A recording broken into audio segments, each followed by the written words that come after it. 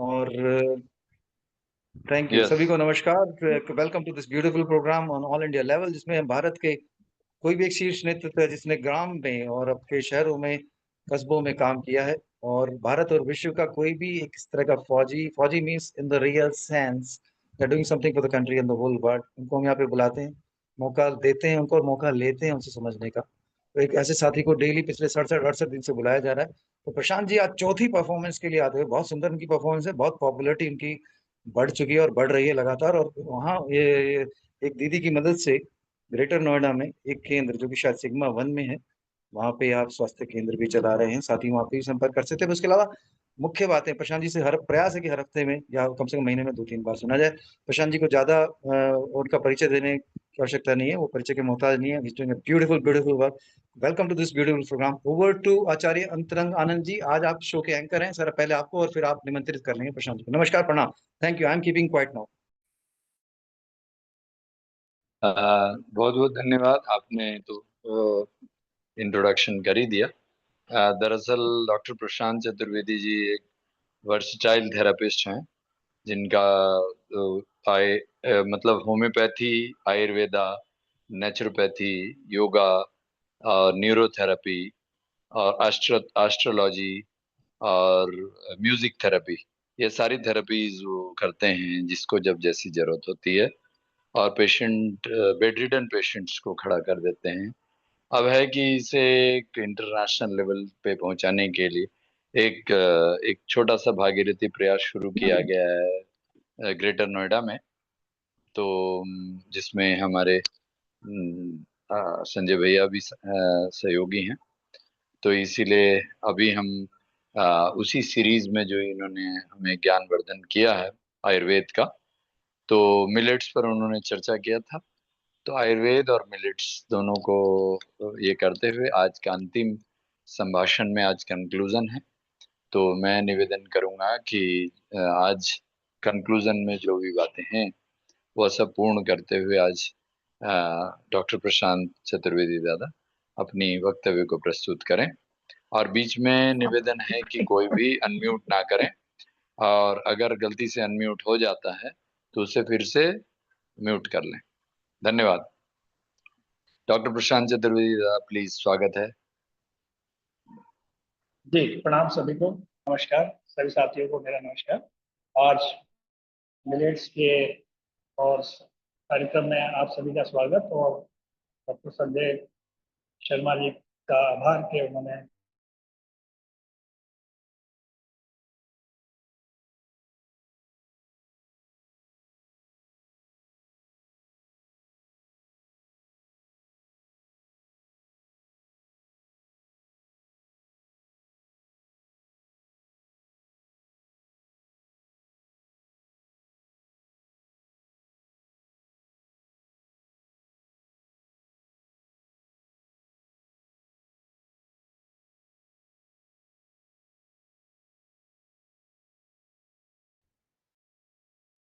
We cannot hear you. Uh, hello Prashant क्या जी। आवाज आवाज नहीं आ रही है ना? ना, बिल्कुल नहीं आ रही। अच्छा हाँ, अच्छा। आवाज नहीं आ रही थी। प्रशांत आवाज प्रशांत नहीं दादा, आ रही आवाज थी। नहीं आ रही। वो लगता है उनकी नेटवर्क कमजोर है और वो डिस्कनेक्ट हो गए। अच्छा, तो जी, आ गए आ गए आ गए और अनम्यूट है अभी। तो दादा, अगर आपके नेटवर्क कमजोर हैं तो आप कृपया अगर नेटवर्क कमजोर हैं तो आप वीडियो ऑफ करके बात कर सकते हैं। अभी अनम्यूट करें पहले। राइट राइट, यहाँ नेटवर्क की समस्या है। हाँ, यहाँ नेटवर्क की शायद बिल्कुल सही पे चला। तो मैं अपना वीडियो कर रहा हूँ और अपने वक्तव्य को आगे बढ़ाने का प्रयास कर रहा हूँ। क्या मेरी आवाज आप अच्छे से सभी सुन पा रहे हैं?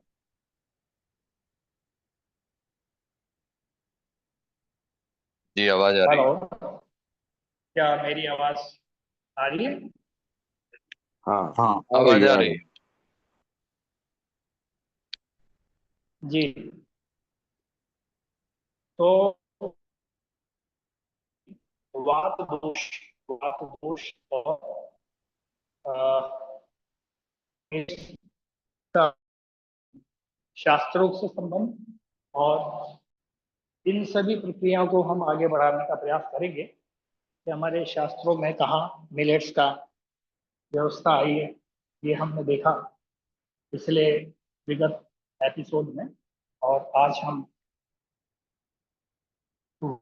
वात दोष से संबंधित बीमारियां, और वात दोष शरीर में गति, संवेदना, विचार और उत्सर्जन के लिए जिम्मेदार होता है, लेकिन यह अधिक बढ़ जाए तो गंभीर से गंभीर रोगों का परिणाम बन सकता है। सबसे ज्यादा वात ही बढ़ता है। वात के बारे में ऐसे कहा जाता है कि यदि और कब में किसी का पहला इलाज करना हो तो पहले वात का करिए, उसके बाद में पित्त और कफ का करिए, ऐसा हमारे ऋषि मुनि बताते हैं।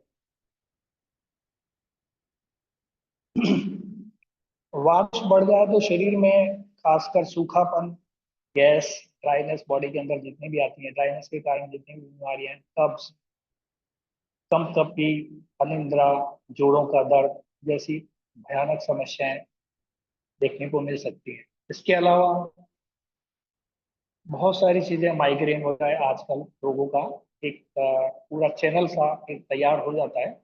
इस टाइप की बीमारियों को हम देख पाते हैं। तो आज हम मिलेट्स को वात के साथ में जोड़कर समझने का प्रयास करते हैं कि मिलेट्स का वात में किस प्रकार से योगदान हो सकता है, इसका प्रयोग किस प्रकार किया जाए।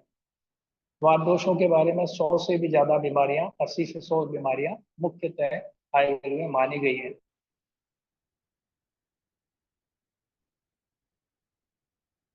वात दोष की जो प्रकृति है, इसका गुण क्या है, पहले समझना ये है वात क्या है। वात अर्थात हमारे सृष्टि में, हमारे शरीर में लगभग 5 तत्व विद्यमान है। पहला तत्व जिसे हम बताते हैं कि पृथ्वी, जल, अग्नि, वायु और आकाश। विगत दिनों हमने जाना कि कफ, पित्त और वात क्या है, उसके दोषों का निर्माण किस प्रकार होता है, इसको हमने जाना। आज हम केवल वात दोष की परिचर्चा को अपने संभाषण में सम्मिलित कर रहे हैं। वात दोष से संबंधित बीमारियों पर चर्चा कर रहे हैं, और साथ ही वात दोष से रिलेटेड जो हमारे मिलेट्स हैं उनको किस प्रकार यूज करना है। पहले ये देखते हैं कि वात का गुण क्या है। तो आयुर्वेद कहता है इसका स्वरूप क्या है, सूक्ष्म है, चल है। सूक्ष्म यानी दिखाई नहीं देता किसी को, इतना छोटा है। हवा किसी को दिखती है? नहीं दिखती है। हम हवा को देख नहीं सकते, केवल महसूस कर सकते हैं। तो सृष्टि के अंदर जो कुछ भी चलायमान अवस्था में विद्यमान संरचनाएं देखने को मिलती हैं, वो सभी वात से चलायमान होती हैं, शरीर के अंदर भी और शरीर के बाहर भी। दूसरा गुण है रूक्ष। हवा का गुण आपने देखा होगा, रूक्ष है। कपड़े सूखने हो उसके लिए भी जिम्मेदार। आप रोटी बना के बाहर रख दीजिए, थोड़ी देर में ही उसको सूखापन, रोटियां सूखने लगती हैं। ऐसे ही अन्य चीजें, हम सूर्य की रोशनी में कपड़ों को सुखाए तो वो जल्दी नहीं सूखता, बल्कि हवा के चलायमान होने की दृष्टि से हम हवा में यदि कपड़े को सुखाते हैं तो वो जल्दी से सूख जाता है। कोमल है, और क्या हो सकता है, शीत है, ठंडा है। हवा क्या है, ठंडा है। लघु है और विशद है। ऐसे गुणों को लिए हुए 20 गुण मैंने बताए थे मुख्य रूप से आयुर्वेद मानता है। और उन 20 गुणों में से मुख्य गुण मैंने आपको बताया, सूक्ष्म, चल, रूक्ष, शीत और लघु, विशद। ये सारे गुण वात में देखने को मिलते हैं। स्थान क्या है, कोमल, हृदय, अस्थि, कान, स्पर्श सेंद्रिय, जो हम स्पर्श करते हैं, जो अनुभव होता है स्किन के द्वारा, इस पर ज्यादा इसका प्रभाव देखने मिलता है। अन्य वात तो वैसे 5 प्रकार के होते हैं, कभी हम विषय आएगा तो उस पर भी हम चर्चा करेंगे। और खासकर हमारे ग्रंथों में 10 प्रकार के वातों का वर्णन है, 5 स्पिरिचुअल और 5 वात जो हमारे आयुर्वेद से जुड़े हुए हैं, जिन्हें माना जाता है। तो आज हम चर्चा केवल वात की कर रहे हैं। असंतुलन लक्षण, यदि वात असंतुलित हो जाए, बिगड़ जाए, क्या क्या लक्षण हो सकते हैं? गैस, सूखापन, नींद न आना, इंसुमेनिया जैसी बीमारियां देखते हैं, ब्रेन डिसऑर्डर्स जितने भी हैं, हार्मोनिकल ब्रेन डिसऑर्डर्स जितने भी हैं वो सब हम देखते हैं।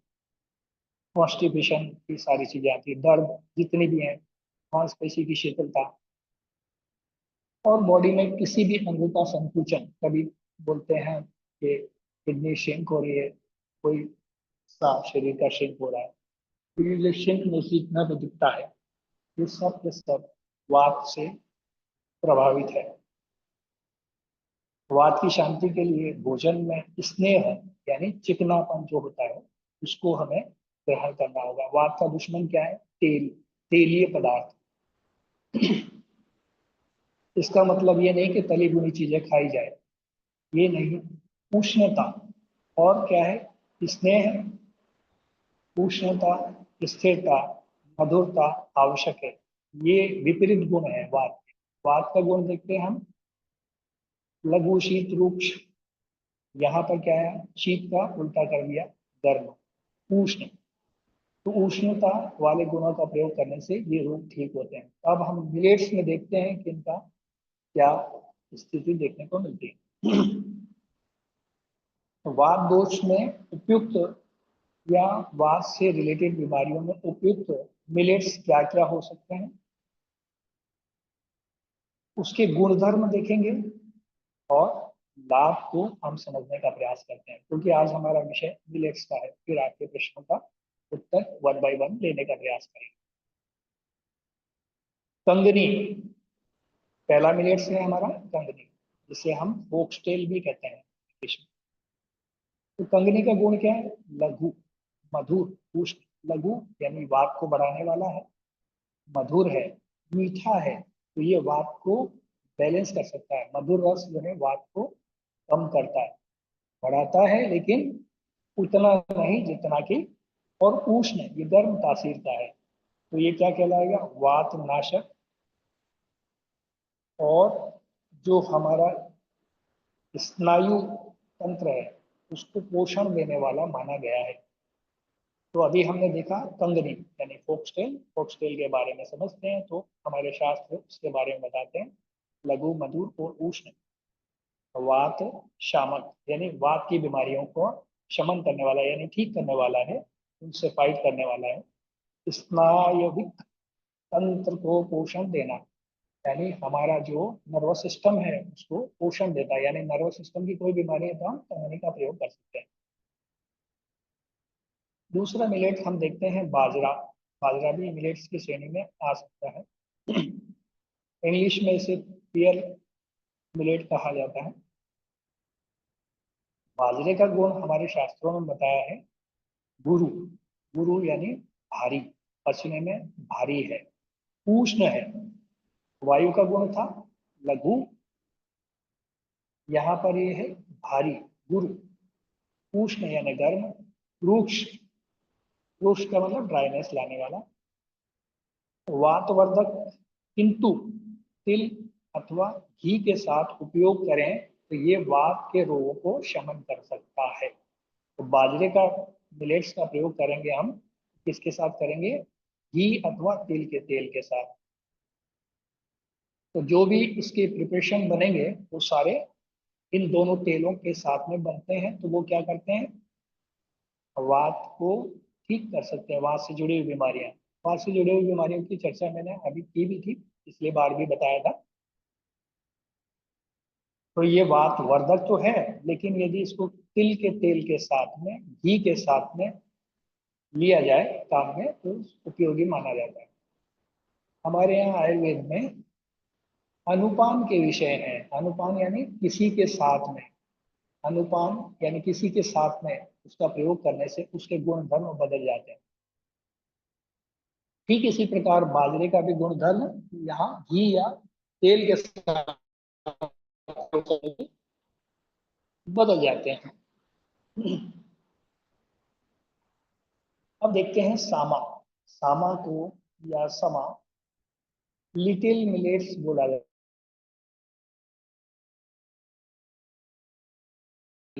है। सुपाच्य जिससे बोला जाता है। मधुर है यानी मीठा रस है। कषाय, मधुर और कषाय रस। संतुलित, हल्के वात में उपयोगी, यानी हल्का वात की कोई बीमारियां हैं तो फिर उसमें ये समा उपयोगी हो सकता है। सामा जिसे लिटिल मिलेट बोला जाता है, और बाजरा भी ठीक इसी प्रकार। तो इसे भी क्या करना है हमें, तिल अथवा घी के साथ में प्रयोग करेंगे तो ज्यादा और प्रभावशाली बन जाएगा। इसके बाद में नंबर आता है रागी। रागी को हम फिंगर मिलेट भी कहा कहते हैं। ये है रूक्ष, यानी ड्राइनेस लाता है बॉडी में, शीत ठंडा है तासीर। रागी बहुत ज्यादा ठंडा नहीं, ज्वार के मुकाबले नहीं, लेकिन अपने आप में कुछ हद तक बहुत ज्यादा ठंडा भी नहीं तो गर्म भी नहीं, ऐसा माना जाता है। यदि अधिक मात्रा में प्रयोग ना किया जाए तो ये वात का शमन करने में मदद कर सकता है। लेकिन तिल अधिक मात्रा में प्रयोग कर सकते हैं, तो तिल अथवा गर्म तेल वाली चीजों के साथ में प्रयुक्त करते हैं। हालांकि तेल नारियल को छोड़ करके सभी तासीर में गर्म है, तो घी अथवा गर्म तेलों के साथ में प्रयोग करें तो बहुत अच्छा, ये आपके वात रोग को ठीक कर सकता है। आगे बढ़ते हैं। वात रोगी को मिलेट्स में स्नेह, उष्णता जोड़कर प्रयोग करना चाहिए। के बारे में क्या कहा गया है, बारे में क्योंकि ठंडा है इसलिए इसे स्नेह यानी चिपकू हो उसके साथ में, उष्ण यानी गर्म पदार्थों के साथ जोड़कर इसका प्रिपरेशन किया जाता है, जो बड़ा ही लाभकारी परिणाम देता है। मैंने खाने के तरीके बताए आपको। अब एक छोटा सा एग्जाम्पल के तौर पे हम देखेंगे सेवन विधि क्या हो सकती है।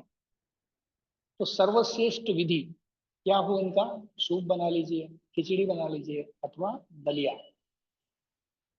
अब इसका प्रिपरेशन तिल के तेल में या गाय के घी में पकाना सर्वश्रेष्ठ माना गया है। साथ में अदरक, यानी अदरक तासीर में गर्म है, स्निग्ध है, चिकनी है, तो ऐसी चीजों का हम प्रयोग करेंगे जहां स्नेह भी है और घी का प्रयोग भी है।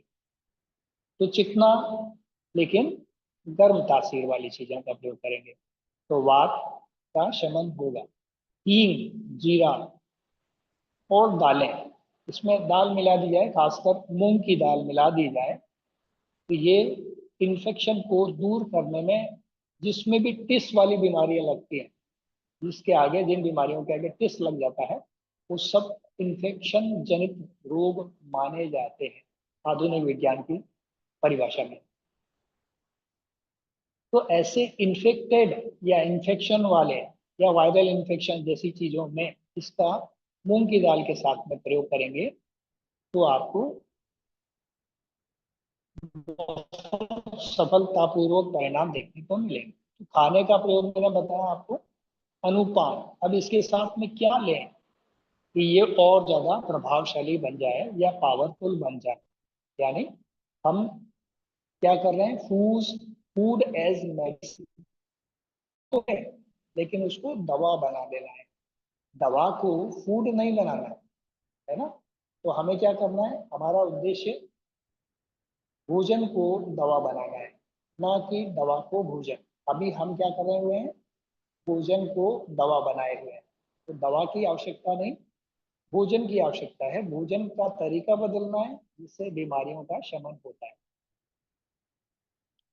तो क्या साथ में ऐसी चीज लें जिससे ये जो ड्राई या रूक्ष मिलेट्स हैं, अपना लाभ देने के साथ साथ बीमारियों का भी शमन कर सकें। तो सौंठ सौंठ का जो जल होता है ना, सौंठ का जल या ये प्रिपरेशन बनाते समय उसमें सौंठ डाल दिया जाए या तिल के तेल में छौंका लगा दिया जाए, ये बड़े ही लाभकारी परिणाम दे सकता है। या घी में छौंका लगा दिया जाए तो बड़े लाभकारी परिणाम देता है। त्रिफला के साथ में गुनगुना जल भी इसके साथ में हम लें तो बड़े अच्छे लाभकारी परिणाम मिलते हैं। अब देखते हैं सावधानियां क्या करनी पड़ेंगी, क्योंकि सावधानियां ये थोड़ी सी गलती से ही विपरीत परिणाम दे सकता है। हमें सावधानियां क्या लेनी होंगी?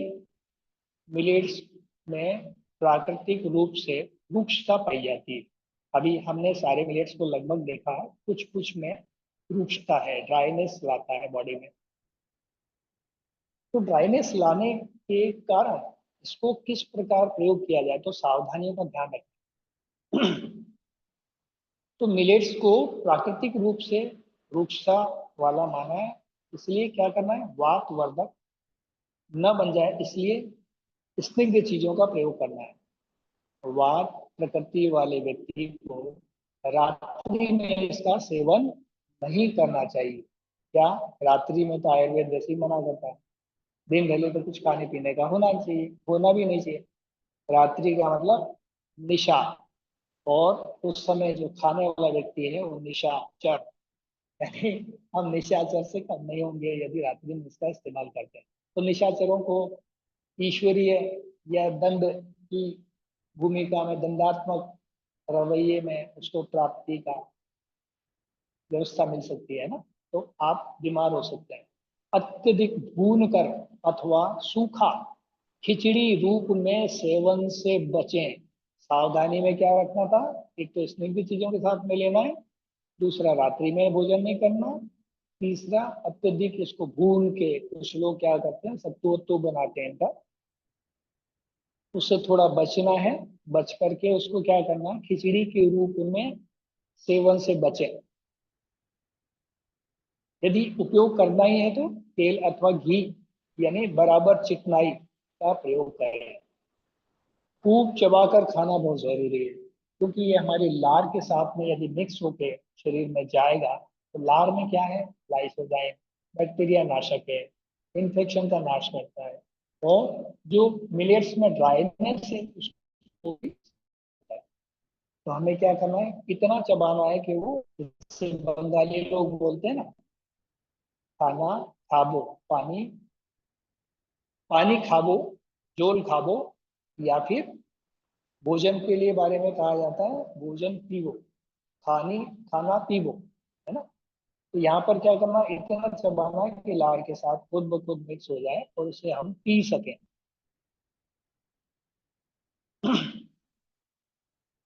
अब आगे बढ़ते हैं। आयुर्वेद कहता है कि रूक्षम वातकृता, यानी रूक्षता हमेशा क्या बढ़ाती है? वात को बढ़ाने वाला माना है। तो रूक्ष पदार्थ हमेशा वात को बढ़ाते हैं। और क्या बढ़ाता है?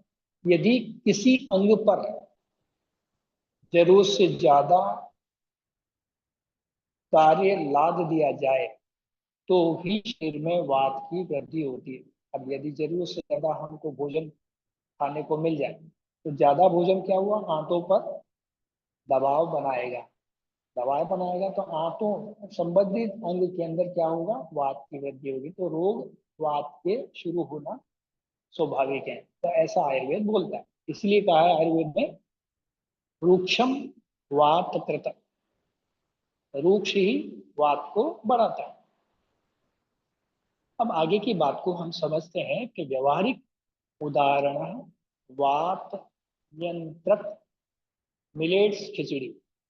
तो ऐसी कोई खिचड़ी बनाए जिसमें वात को नियंत्रण भी हो और वात का रोगों का शमन भी हो। क्या करें? एक रेसिपी है जो हमने खोजी है, उसमें आपको हम बता देते हैं कैसे करना है, क्या क्या मात्रा, कितना कितना डालना है। एक भाग हमने कंगनी मिलेट जैसे ले लिया एग्जांपल के तौर पे, तो उसका आधा भाग क्या लिया? मूंग ले लिया। 1 चम्मच या 2 चम्मच हमारी क्षमता अनुसार, जैसा हमारा पाचन क्षमता है उसके अनुसार उसमें घी यूज किया। फिर उसमें जीरे का, हींग, अदरक, हल्दी, स्वाद के अनुसार थोड़ा नमक उसमें इस्तेमाल किया। नमक में NaCl होता है तो वाटर रिटेंशन भी करता है, तो ज़्यादा मात्रा में यदि लगता है तो आपको अपने आधार पे चूज करना है, क्या करना है, अपने आधार पे चयन करना है, कम या ज़्यादा। ऊपर से थोड़ा नींबू का रस मिला लें और हिंगा सब की कुछ बूंदें, ये बाजार में अवेलेबल होता है, या हिंग की जो हिंगा सब मिलता है तो उसका बूंदे कुछ उसमें डाल दें, ये लाभकारी परिणाम दे सकता है। अब इसको हम पकाएंगे धीमी आंच पर, तो एक ऐसी खिचड़ी का निर्माण होगा जो वात को शमन करने वाली होगी। तो यह खिचड़ी जो है, हमने अभी चर्चा की, ये वात नियंत्रक, सुपाच्य, आसानी से पचने वाली और वात रोगों में उपयोगी व हड्डियों को बल देने वाली होगी। यानी आपकी हड्डियों को इतनी ताकत देगी, उसके अंदर भरपूर कैल्शियम, बाकी अन्य सभी स्रोत हैं जो हड्डियां अपने से खुद मैनेज हो सकती हैं। ठीक है, तो उनकी जो भी न्यूट्रिशन वैल्यू है उनको बढ़ाने में मददगारी होगी। और वात हमेशा क्या करता है, हड्डियों और नसों का दुश्मन है, नर्वस सिस्टम को डैमेज करता है और किसको करता है, हमारा जो हड्डियों वाला।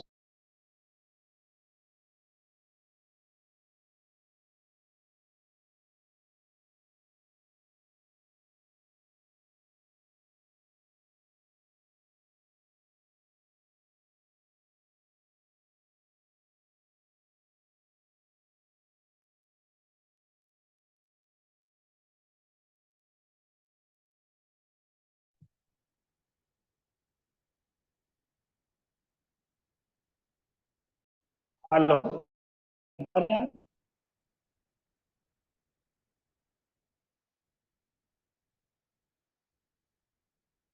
क्या मेरी आवाज सुन पा रहे हैं आपको? हेलो। आवाज कैसे गायब हो गया? जी, नेटवर्क कमजोर था तो उड़ गया। अभी आवाज मेरी सुन पा रहे हैं? हेलो, क्या मेरी आवाज सुन पा रहे हैं? जी, we can hear you. हैं?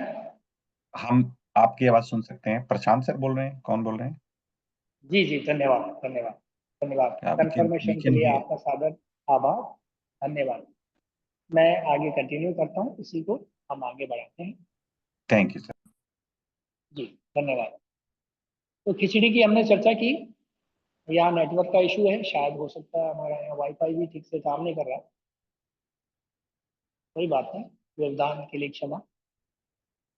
तो अब हम आगे बढ़ते हैं कि वात दोष जीवन की गति तो है, लेकिन क्या कर रहा है, वो सारी समस्याओं को भी जनित कर सकता है। उन समस्याओं के बारे में हमने अभी आपसे चर्चा की। अगले दिनों में हम पित्त दोष और मिलेट्स पर चर्चा करेंगे। आज हम केवल वात पर चर्चा कर रहे थे।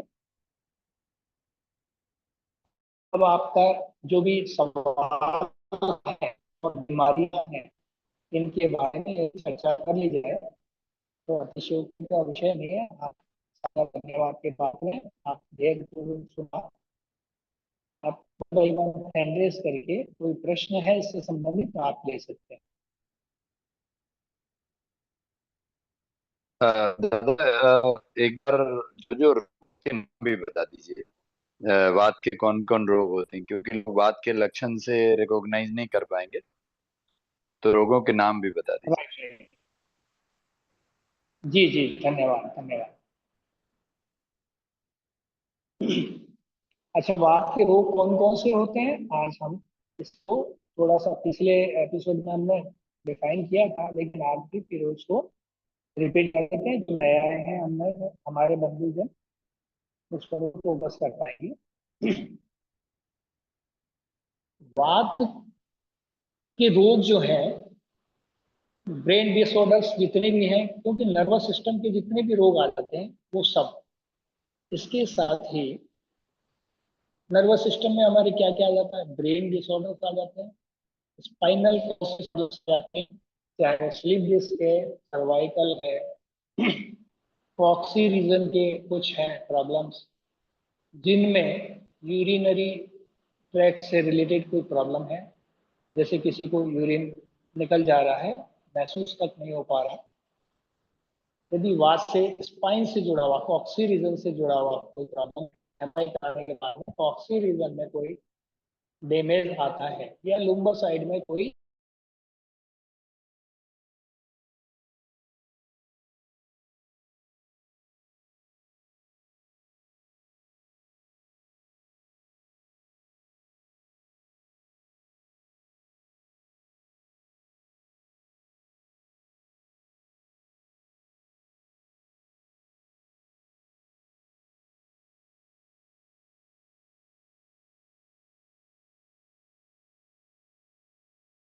वात की श्रेणी में आती है।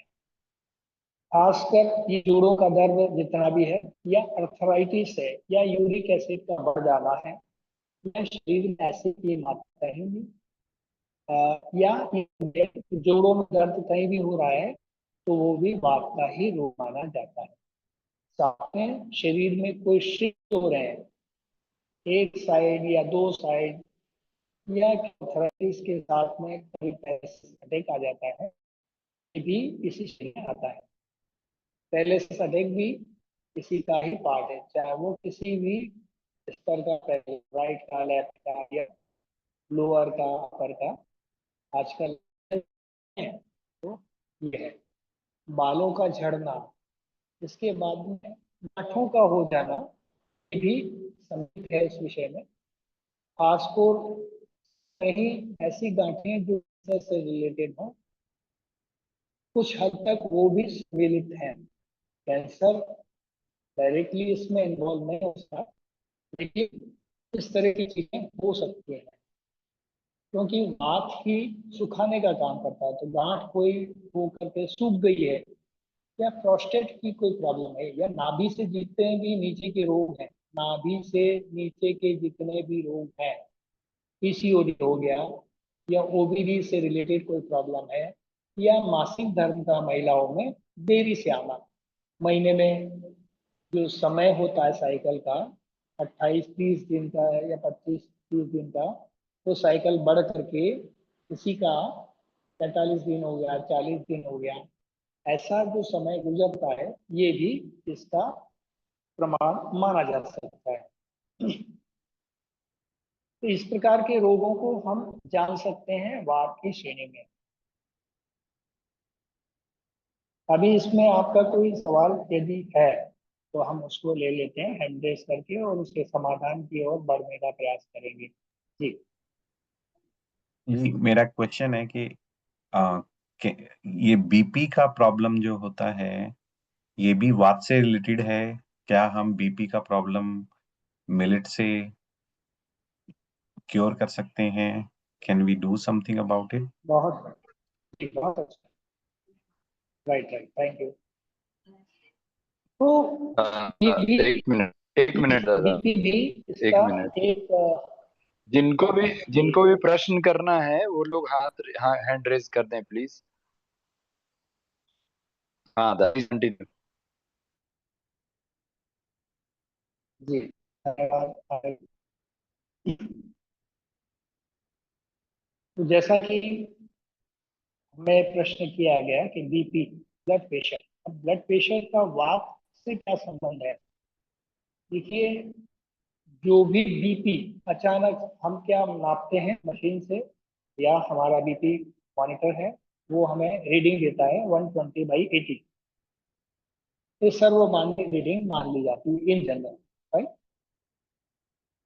तो 120/80 का, यदि 120 का सीधा उठ करके 180 हो जाता है, या 100 हो जाता है, 180 या 120 हो जाता है, या 200 हो जाता है, एकदम से 120 से रिफ्लेक्ट करके ऊपर की तरफ जैसे ही बढ़ेगा, तो इसे हम बात का बीपी बढ़ना मानेंगे, बात की श्रेणी में।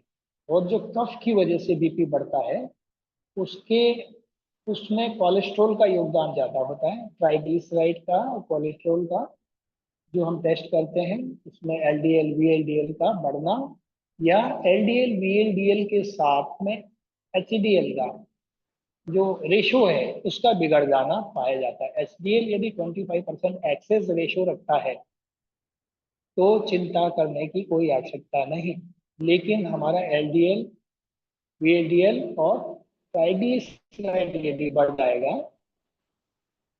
तो ऐसी परिस्थिति में इसे कफ का कफ जनित रोग की श्रेणी में माना जाएगा। तो सीधे मिलेट्स का प्रयोग करने से आपकी जो कोलेस्ट्रॉल बढ़ने की समस्या है तो वो कुछ हद तक कंट्रोल होना शुरू हो जाएगी। जैसे जैसे आप इसको मिलेट्स को बढ़ाते जाएंगे आपको निजात मिलती जाएगी। लेकिन गैस या वात रिलेटेड कुछ हो गया है तो आपको खोखली चीजों का प्रयोग करना है। खोखली चीज क्या? नारियल पानी। और क्या खोखला हो सकता है? कद्दू की सब्जी। और क्या खुला हो सकता है? इनके साथ में मिलेट्स के साथ में जो प्रयोग करेंगे वो अनुपान के विषय में आते हैं। तो तिल का तेल मैंने आपको बता दिया। अचानक से किसी का बीपी एकदम बढ़ रहा है, 180 या 160 बढ़ रहा है, कोई व्यक्ति 20 से 25 साल की एज का, इस एज ग्रुप में यदि बीपी बढ़ के उसका 180 जा रहा है, 200 जा रहा है, तो समझ जाना चाहिए वात की वजह से बढ़ रहा है, राइट। और उसके साथ में यदि उसको टेस्ट में पाया जाता है कि एलडीएल वीएलडीएल भी बढ़ा हुआ है या ट्राइग्लिसराइड बढ़ा हुआ है, वैसे तो होगा नहीं बढ़ा हुआ, इस एज में बढ़ा नहीं है, अब किसी कारणों से बढ़ गया है, ये वात कफ जनित ब्लड प्रेशर की श्रेणी में आ जाएगा। तो इससे हमें खान पान में परिवर्तन क्या करना होगा? वही खोखली चीजों का प्रयोग करना होगा, जैसे कद्दू की सब्जी, साथ में मिलेट्स, इसके बाद में तोरई की या बेल पर लगने वाली सब्जियां या ऐसी सब्जियां जो अंदर से खोखली हों। नारियल भी उसी की श्रेणी में आ जाता है। हम ऐसी चीजों का प्रयोग करें और साथ में मिलेट्स का प्रयोग करें तो आपका बीपी कुछ ही दिनों में कंट्रोल हो सकता है। खाने के बाद में मिलेट्स का प्रयोग करने के बाद में आधे से पौन घंटा या 1 घंटा बाद में जब भी आपको लगता है कि बीपी मेरा बढ़ रहा है, तब आप पौना चम्मच अजवाइन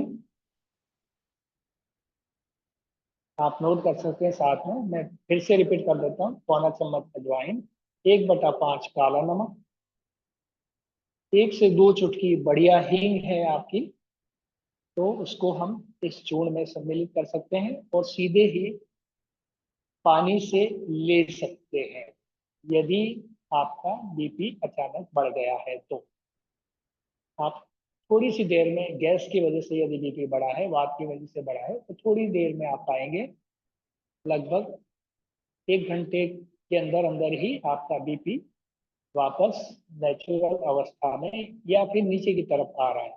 कोलेस्ट्रॉल जनित होगा तो हो सकता है वो 130 पे आके अटक गया है, 135 पे या 140 पर रह जाए।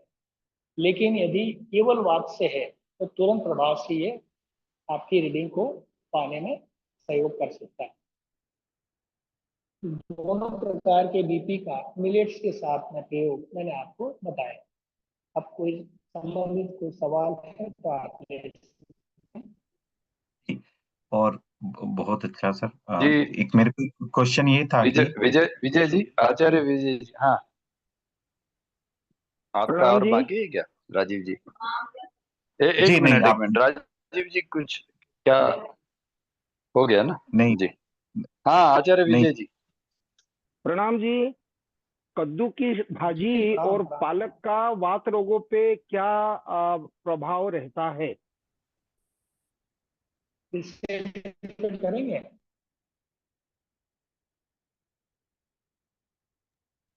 कद्दू की भाजी और पालक का साग, इसका वात रोगी पे क्या प्रभाव पड़ता है? जी जी जी। पालक आयुर्वेद में वात को वृद्धि करने वाला माना गया है, राइट। इसीलिए ये पत्ते बराबर। वाली जितनी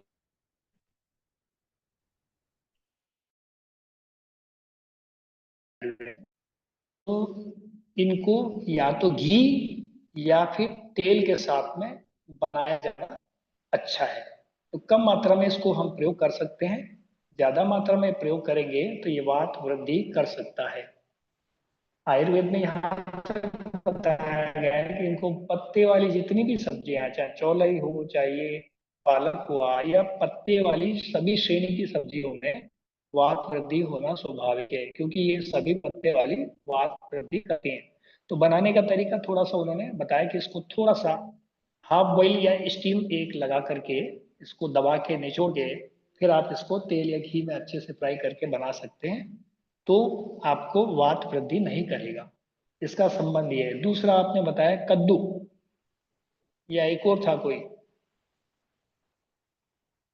हाँ, कद्दू कद्दू कद्दू की भाजी। जी जी, कद्दू की भाजी। कद्दू की भाजी में जितने भी खोखले तत्व हैं ये आकाश तत्व को नॉमिनेट करते हैं। तो वात जब भी बढ़ता है उसमें एयर डोमिनेशन बॉडी में ज्यादा होने लगता है। एयर डोमिनेशन को डाउन करने के लिए हमें आकाश तत्व का प्रयोग कर लेना चाहिए। तो आकाश तत्व कद्दू यदि हम सिमिलर रूप से यूज करते हैं तो पेट के लिए अच्छा है, पेट में गैस नहीं बनाता ज्यादातर। और कोशिश करें कि वही तेल अथवा घी जैसी चीजों के साथ हींग अच्छा डालें, इसमें अजवाइन का प्रयोग कर सकते हैं। इस टाइप की गर्म वाली चीजें उसमें प्रयोग करेंगे तो कद्दू की सब्जी बहुत अच्छी है। कुछ लोग इसको मेथी दाने के साथ में छौंकते हैं, बहुत अच्छा प्रयोग है। सबसे अच्छा प्रयोग मेथी दाने के साथ में इसको छौंक लगाना ज्यादा अच्छा माना गया है। जी, कुछ लोग इसमें बहुत मीठा भी बहुत डालते हैं। जी बहुत बहुत धन्यवाद। बहुत बहुत धन्यवाद। जी जी। यहाँ यहाँ पर दादा ये कद्दू आपकी लौकी या घिया से है या कोहड़ा से है? कुमड़ा। पंपकिन कोड़ा, कोड़ा। पंपकिन कोहड़ा। कोड़ा। और लौकी और पंपकिन। घिया क्या है? लौकी घिया क्या होगा?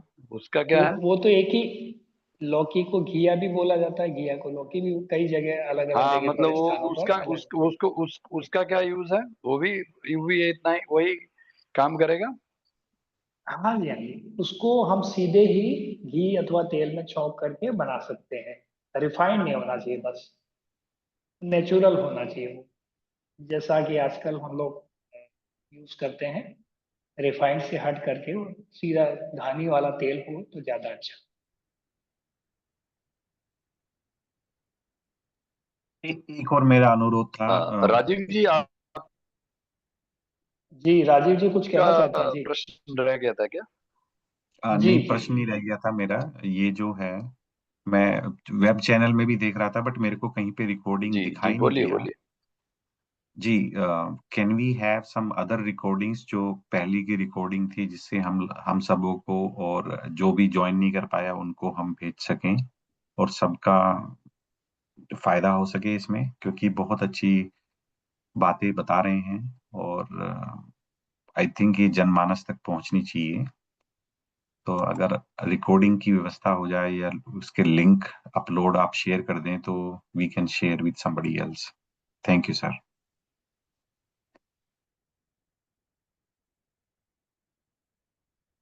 जी बहुत अच्छा आपने एक सुझाव दिया है, और जी, और आपके आदेशों का। जी किन्नी भाई का प्रश्न। ये डॉक्टर साहब, अभी बाहर एक पेशेंट ने पूछा है कि आप ग्रेटर नोएडा में इस विजिट में कब तक हैं, थोड़ा पूछ रहे थे अपॉइंटमेंट।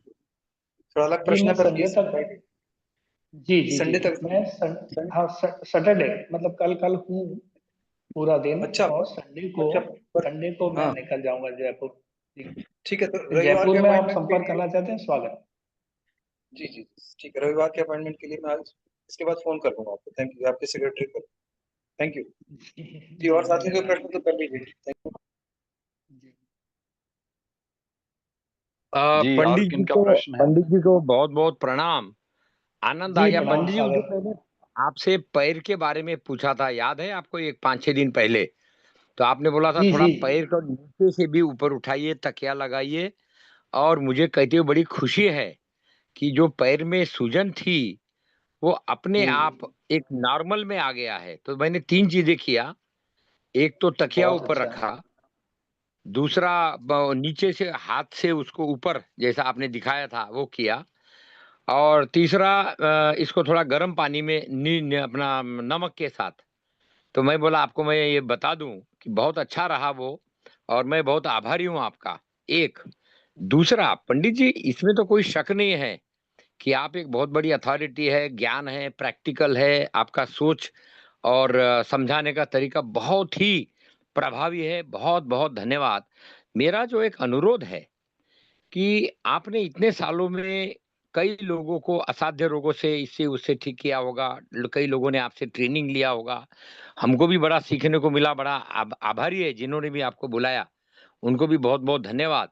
तो अपने ये जो परंपरागत, क्योंकि मैं पंचगव्य विद्यापीठ कांचीपुरम चेन्नई का वाइस चांसलर भी हूँ, और थोड़ा बहुत इधर अच्छा। देश में विदेश में, इधर राजू भाई के साथ में अमेरिका में जो है, तो एक अच्छा कर रहे हैं कि क्या ब्लॉक में अपन स्वास्थ्य, शास्त्र, शस्त्र और आनंद के वाला जो मॉडल है, क्या इस पर कुछ मिलकर काम कर सकते हैं? क्योंकि आपकी बहुत क्षमता है, और राजीव भाव जैसे लोग जो अमेरिका में हैं, प्लस अभिषेक जी और इनकी जो टीम है, तो मुझे लगा उंगलियों की मुट्ठी बनाकर इसी व्यवस्था में, कोई एमपी नहीं, कोई एमएलए, जो जैसा है वैसा है भैया, ठीक है, क्या मिलकर अपन काम की गति को बढ़ा सकते हैं आपके पूरे क्षमता का इस्तेमाल करते हुए, बगैर पैसा लगाए या बगैर सर को दर्द बढ़ाए बगैर?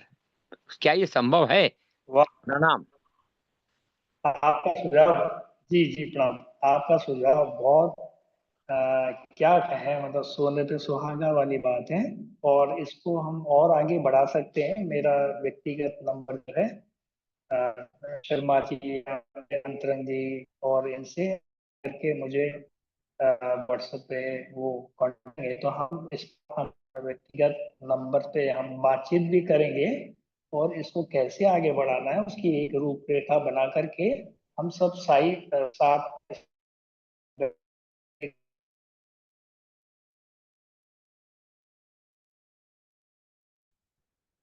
जी प्रशांत जी, आपकी आवाज थोड़ा धीमी हो रही है। आई थिंक आपका इंटरनेट कनेक्शन का प्रॉब्लम है, तो हम आपको लूज कर रहे हैं। जी। We can not hear you right now. आवाज आ रही है? अभी थोड़ा गार्बल हो रही है, बट ओके नाउ। अच्छा अच्छा, ठीक है जी। अभी ठीक तो है। जैसा अभी कि हमारे, जी जी, मेरी आवाज सुन पा रहे हैं? जी, hello, loud and clear, loud and clear. धन्यवाद। जी जी राजीव जी, धन्यवाद। और तो जैसा कि हमारे भाई साहब ने जैसा आदेश किया है, मैं कोशिश करूंगा कि अनुपालना में उस कार्य को उनके साथ मिल करके, जैसा वो आदेशित करेंगे, मैं उनके साथ मिल करके उसको आगे बढ़ाऊं। जो भी मेरी क्षमताएं हैं, मैं भी एक विद्यार्थी हूं, आप सभी के साथ में मिल करके हम एक परिवार के भांति इस कार्य को जितना आगे बढ़ा सकते हैं, हम जहां भी आप आदेश करेंगे, मैं कोशिश करूंगा कि मैं अपने आप को अ, आपके सम्मुख, आपके समक्ष प्रस्तुत कर सकूं। जी, सादर धन्यवाद, आभार। मैं जी, मैं बहुत बहुत हैंड रेज आभारी हुआ है। हूँ चतुर्वेदी साहब आपका। राजीव भाई जो अमेरिका में है, जड़ों से जुड़े हैं भारत की, और बड़े बड़े लोगों से संपर्क में हैं, तो विश्व शांति, विश्व विकास, विश्व स्वास्थ्य, तो मैं राजीव भाई से जब से 4-5 दिन से बातचीत हुई, और अभिषेक जी और हमारे डॉक्टर शर्मा जी, प्लस सभी सभी सभी एक से एक दमदार इस ग्रुप में हैं। तो मैं जरूर अनुरोध करूंगा राजीव भाई से कि राजीव भाई इसमें कृपा करके आप थोड़ा एक्स्ट्रा अपना नेटवर्किंग करके विश्व के लिए, ग्लोबल के लिए, क्योंकि देशी गाय जो हम्प वाली है वो देश के करीब करीब 50, दुनिया के 50 देशों में है, और ये सारे देश त्राही त्राही में बेचारे परेशान हैं। ये विकास का मॉडल ही भयंकर है। तो हमारे को चूंकि अभिषेक भाई और ये दोस्तों ने एक बहुत अच्छा प्लेटफॉर्म उपलब्ध करा दिया है, जिसमें ज्ञान को एक्शन में ले जाने का पूरा पूरा स्कोप है। तो मुझे लगा राजीव भाई, अभिषेक भाई और सभी साथियों की बड़ी जिम्मेवारी है कि अब ये जो ज्ञान को उंगली की मुट्ठी बनाकर विश्व में फैलाने का या बेचने का, फैलाना ऐसा नहीं होगा क्योंकि वो तो कर ही रहे, अलग अलग अलग बहुत लोग कर रहे हैं, लेकिन वो जब तक नॉन एक्सप्लॉइटेटिव मार्केटिंग नहीं होगा, शोषण रहित विपणन, मेरे ख्याल से इसमें राजीव भाई थोड़ा बोले कि उनको क्या दिक्कतें आएगी, क्योंकि अमेरिका में हैं और वो जो कुछ है जो है सो है। तो मेरे ख्याल से राजीव भाई जरा इस पे इसको और दिशा देने के लिए, नेटवर्क के लिए, और मैं इतना आश्वासन दे सकता हूँ राजीव भाई को कि जो उन्होंने मुजफ्फरनगर में पिताजी से, माताजी से और हमारी हीरोइन जी से, आपकी श्रीमती जी से बातचीत कराया, तो अपना तो उत्साह ये 79 ईयर में अच्छा बढ़ गया कि बहुत सही समय है, बहुत सही समय है। इस वक्त बस पाखंड नहीं, लंबा भाषण नहीं, सीधा सीधा एक्शन और जय जगत, विश्व गुरु वाली बात। ब्रिक्स बहुत बड़ा माध्यम है, ब्रिक्स। उसके बाद आपका ये कॉमनवेल्थ बहुत बड़ा माध्यम है। यूरोप इटसेल्फ में बहुत सारे देश अभी वैसे की वैसे बीमारी में लड़ रहे हैं, और सारी ताकत दुनिया की खींचा खाची लाड मार खींचा खींची इसमें जा रही है। इस वक्त में जो एकांगित लोग अलग अलग अलग अलग अलग मॉडल दे रहे हैं, सब बहुत बहुत दे रहे मॉडल। हमारे महेश्वरानंद जी है, जार्डन के पोलैंड में बहुत काम कर रहे हैं योग, लेकिन वो योग तक ही है। ये सही समय है राजीव भाई आपके आ जाने के बाद में, और ये चतुर्वेदी साहब और मेरे सारे दोस्त, वाह वाह वाह वाह वाह, आनंद आ गया। तो मैं अनुरोध करूंगा राजीव भाई इसके थोड़ा सा एक्शन प्लान बनाकर कल या परसों में जब भी जैसा सुविधाजनक हो एक प्रस्तुत करे कि विश्व के लिए विश्व गुरु की रणनीति का मॉडल जो जड़ से जुड़ा हुआ हो, और उसमें कौन क्या प्ले कर सकता है। तो मुझे लगा अब समय आ गया है कि राजीव भाई इसको अमेरिका से नेतृत्व दे, बिजनेस मॉडल दे, और पूरे दुनिया का वसुधैव कुटुंबकम का वगैरह वगैरह वगैरह का जो है वो फैलाने का और नॉन एक्सप्लॉइटेटिव बेचने का मॉडल दे दे, आर्टिफिशियल इंटेलिजेंस के साथ, डिजिटल के साथ, महिलाओं के साथ, युवाओं के साथ। मुझे लगता है इसका समय आ गया, क्योंकि मैं यूरोप में अभी मैं हूं, अभी जर्मनी में डेवॉस में सब देखा, तो अपना विश्वास हो गया कि बहुत सही समय है और ये बहुत सही ग्रुप है। वाह वाह वाह वाह, अभिनंदन अभिनंदन, जय हो, प्रणाम। बहुत सही सर बताया आपने, और मैं उस पर काम कर रहा हूँ, स्टार्ट कर दिया है मैंने। तो मेरा है कि पहले मैं क्या करता हूँ sir, I just try to collect inventory, हमारे कितनी उंगलियां हैं और कितने हमारे साथ हैं, उसके ऊपर मैंने काम शुरू कर दिया है। और इसी के लिए मैं आचार्य जी से वो मांग रहा था कि ये जो रिकॉर्डिंग है, हमारी 4 जो रिकॉर्डिंग है पहले की, अगर वो रिकॉर्डिंग मिल जाए तो मेरे यहाँ डॉक्टर फ्रेंड्स भी हैं, और जो ये सब जो कर रहे हैं मैं उनको, और मेरी आरएसएस वाले भी लोग हैं, तो मैं उनको फ्लोट करना स्टार्ट करूं। I just want to give them seed, जिससे कि वो स्टार्ट हो। सीड ही एक पेड़ आगे जाके बनता है। So that is my, and that is the reason I was asking के अगर मुझे रिकॉर्डिंग मिल जाए। और मैंने भी इस पे थोड़ा काम किया था, मैंने भी। रिकॉर्डिंग सारी उपलब्ध है। जी जो डेली जो अपलोड होता है ना, जो यूट्यूब चैनल। और जी फिर भी आप हमें यहाँ पर चैट चैट में अपना व्हाट्सएप नंबर डाल दीजिए, तो जी इनके जी अलग से इनकी जो वीडियोस हैं वो हम भेज देंगे। जी। और एक मैंने खुद से स्टार्ट किया था, मैंने खादरवली की, डॉक्टर खादरवली की बुक पे रिसर्च कर रहा था। जैसे मैं बीपी के क्वेश्चन पूछा, तो मैंने एक छोटी बुक बुक नहीं है, 8-10 पेज का लिखा था कि क्या करना चाहिए। तो वो मैं गुरुजी को शेयर कर दूंगा। तो आप देखें उसमें कुछ ऐड करना है, क्या करना है। तो मेरा ये था कि हम इसमें ना छोटे छोटे वो बनाएं, जिससे कि एक तो, नहीं, मैं I will come with the plan. I think it will be too early for me to say anything, so I am just researching, और रिसर्च के बेस पे आई विल कम बैक।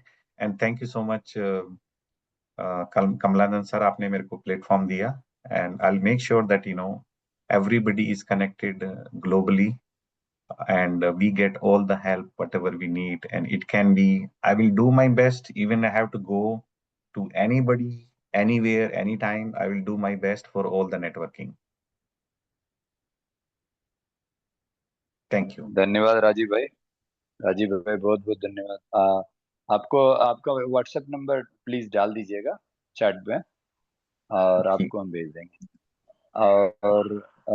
और दूसरा, जो ये जो डॉक्टर प्रशांत चतुर्वेदी जी जो काम कर रहे हैं, जो हमारे भाई कमलानंद जी ने जो बोला, वह इंटीग्रेटिव थेरेपी है। कि इसमें उन्होंने मिलेट्स और आयुर्वेदा को कनेक्ट किया है, और साथ साथ उनके साथ योग के भी एक्टिविटीज को जोड़ करके इंटीग्रेटिव थेरेपी है।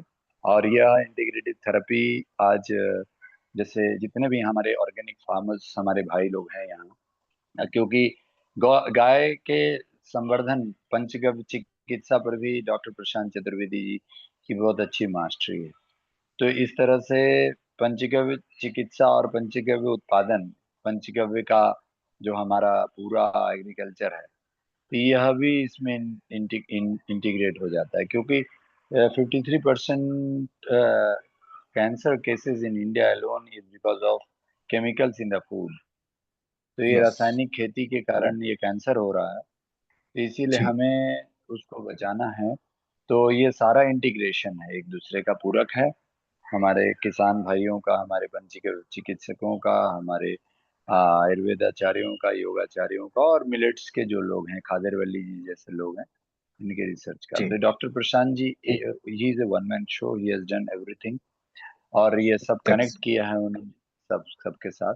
हमने उनके साथ दैट्स योग के साथ रिसर्च करते हुए आज हम चिकित्सा जीवा आयुर्वेद में कर रहे हैं उनसे सीख करके। तो जी इसीलिए जी बहुत अच्छा जी जी काम हो सकता है।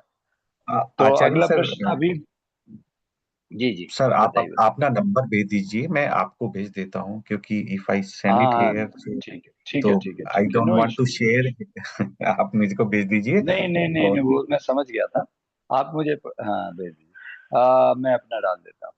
अच्छा, आचार्य विजय जी, आपने दोबारा हाथ उठाया है, आप जरा एक बार अपनी बात रख लीजिए, और बाकी लोग अपना हैंड रेज कर लें प्लीज, ताकि हम 9:45 तक इसको एंड कर दें। 9:30 के बाद हम फिर प्रश्न नहीं लेंगे।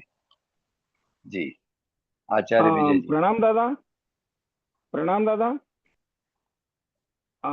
वात चिकित्सा में स्पर्श प्रणाम चिकित्सा। प्रणाम, बोलिए। राम जी। वात रोग में स्पर्श चिकित्सा या मालिश का कुछ लाभ लिया जा सकता है? जी, बहुत अच्छी बात है। आयुर्वेद मालिश यानी अभ्यंग जिससे बोला जाता है, मालिश का है नहीं, ये तो दिया गया।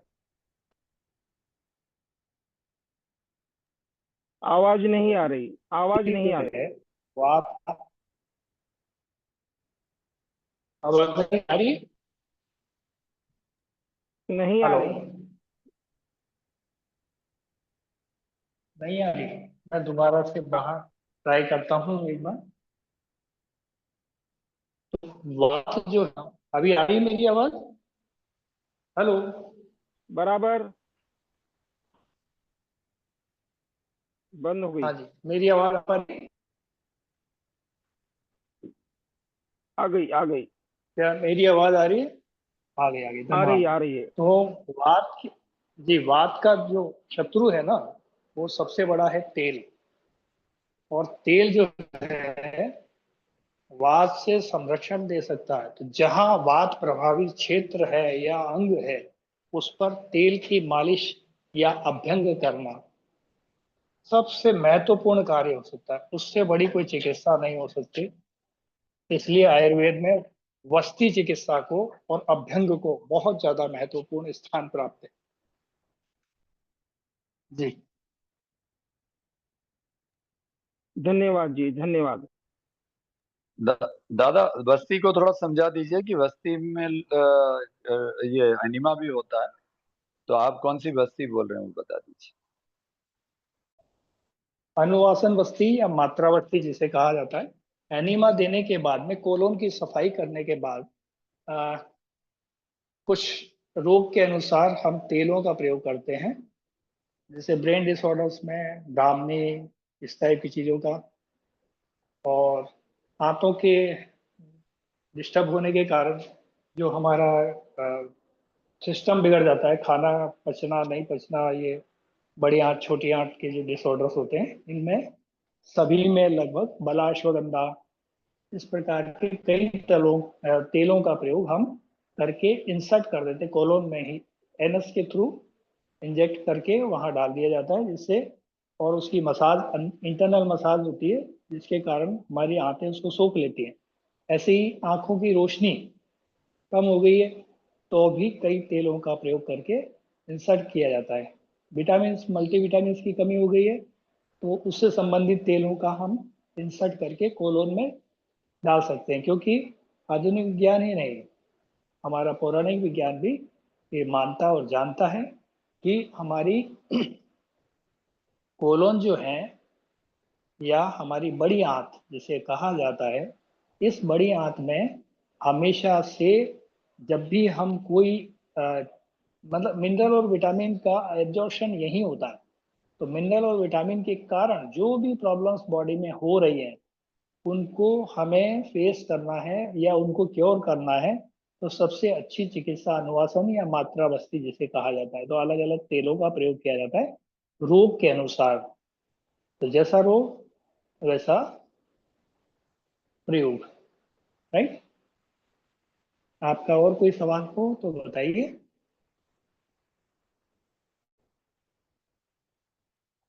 जीवेश जीवेश पांडे जी ने हैंड रेज किया। जीवेश जी, प्रश्न कीजिए।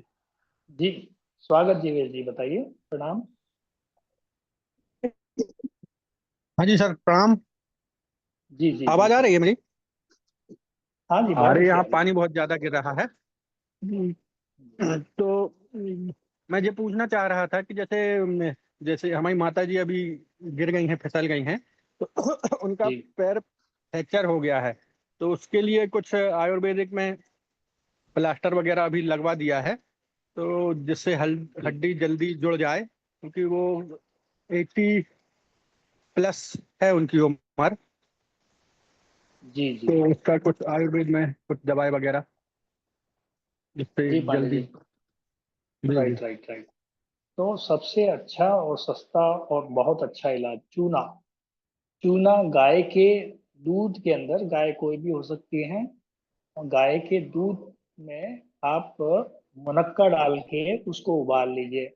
उबालने के बाद में रात में ही उबाल के आपने क्या किया उसमें लगभग मात्रा मैं आपको बता देता हूँ। 1 गिलास दूध ले लीजिए और कम से कम 1 से 1.5 गिलास उसमें पानी, और उसको मुनक्के को उबालते उबालते इतना कर दीजिए कि उसको 1 गिलास दूध ही बचे। उसका दही जमा लीजिए, उसकी पतली छाछ बना के ताजी सुबह, खट्टी बिल्कुल नहीं होनी चाहिए। उसमें चूना जो होता है ना, पान में जो मिला के देते हैं, वो वाला जो चूना है, आप गेहूं के बराबर सुबह सुबह फ्रेश होने के बाद में आप पिला दीजिए। और ऐसा ही आप खाना खाने के बाद में करीबन पौना घंटे बाद या 45 मिनट बाद, भोजन के बाद में आप वो छाछ पिलाइए। उससे ईश्वर ने चाहा तो बहुत जल्दी हड्डी जुड़ जाएगी। और इस एज अवस्था जो है, इसमें ये बड़ी घातक समस्या है कि हड्डी जोड़ना बड़ा कठिन काम होता है। कैल्शियम की कमी हो जाती है क्योंकि बॉडी हमारा एक चेन रिएक्शन है। तो D3 विटामिन, धूप में बैठना उनको बहुत जरूरी है, तो D3 जिसकी कमी होने से हमें कैल्शियम का एब्जॉर्प्शन नहीं होता, चाहे आप कोई भी टैबलेट खा लीजिए, कोई भी प्रयोग कर लीजिए। तो D3 जरूरी है। और D3 के ड्रॉप्स भी आते हैं, वो भी ले सकते हैं, नहीं तो कोशिश करें कि सीधा धूप में बैठें, धूप का सेवन करें। सुबह का जो धूप होता है सबसे पहला, जो सूर्य का सबसे पहला ब्रह्म मुहूर्त में पहली किरण जो निकलती है, वो जो लालिमा है वो सबसे बेस्ट है। वो एक 20 मिनट का समय लेती है। वो 20 मिनट में आप उस लालिमा के अंदर आप बैठते हैं तो बहुत सारी चीजें आपको सोल्व होती दिखेंगी। इसके बाद में जो सुबह जो हमारे यहाँ प्रथा बनी हुई है कि जल समर्पण करते हैं हम, सूर्य देवताभ्यो नमः ऐसा करके, या घृणी घृणी सूर्याय नमः ऐसा करके हम मंत्रों के साथ में करते हैं, तो वो प्रतिक्रिया भी आप, वो क्रिया भी अभिक्रिया कर सकते हैं। इससे जो रेज ट्रांसफर होके जल के माध्यम से आती है, वो आपको संतर्पण जन्य व्याधियों से बचा, संतर्पण अपतर्पण जन्य व्याधियों से बचाती है। यानी आयुर्वेद में इसे ऐसा माना है कि एक कैल्शियम और इस ये विटामिन D3, क्योंकि ये चेन रिएक्शन है बॉडी में, तो विटामिन D3 के एब्सेंस में कैल्शियम और फिर आर्सेनिक और आयरन और मिनरल और विटामिन, ये पूरा चेन है। एक नहीं हुआ इनमें से, चेन की कड़ी एक कट गई तो बाकी सब भी एब्जॉर्ब नहीं होते, चाहे कितना ही बड़ा गोला खा लीजिए, गोला खा लीजिए, कुछ भी कर लीजिए, नहीं होता है एब्जॉर्प्शन। और एक अवस्था के बाद बड़ी दिक्कत, तो उनका पेट साफ रहना चाहिए, और पेट में गैस ना बने। गैस हड्डियों का दुश्मन है, नर्वस सिस्टम का दुश्मन है। इस अवस्था में आपको ये वाला प्रयोग करें, और बाकी आपको कोई समस्या है तो व्यक्तिगत रूप से संपर्क करके अपनी जानकारी बढ़ाएं, तो मैं उसमें और ज्यादा, क्योंकि कल आजकल अन्य रोग भी साथ में आते हैं, किसी को शुगर भी हो गया, बीपी भी हो गया, तो इनके कारण भी बहुत सारी चीजें पैदा हो जाती हैं। तो वो जो बीच में रुकावट आ रही है उसको भी हम दूर करने का प्रयास कर सकते हैं। जी, जी जी जी, धन्यवाद पांडे जी। बहुत बहुत धन्यवाद।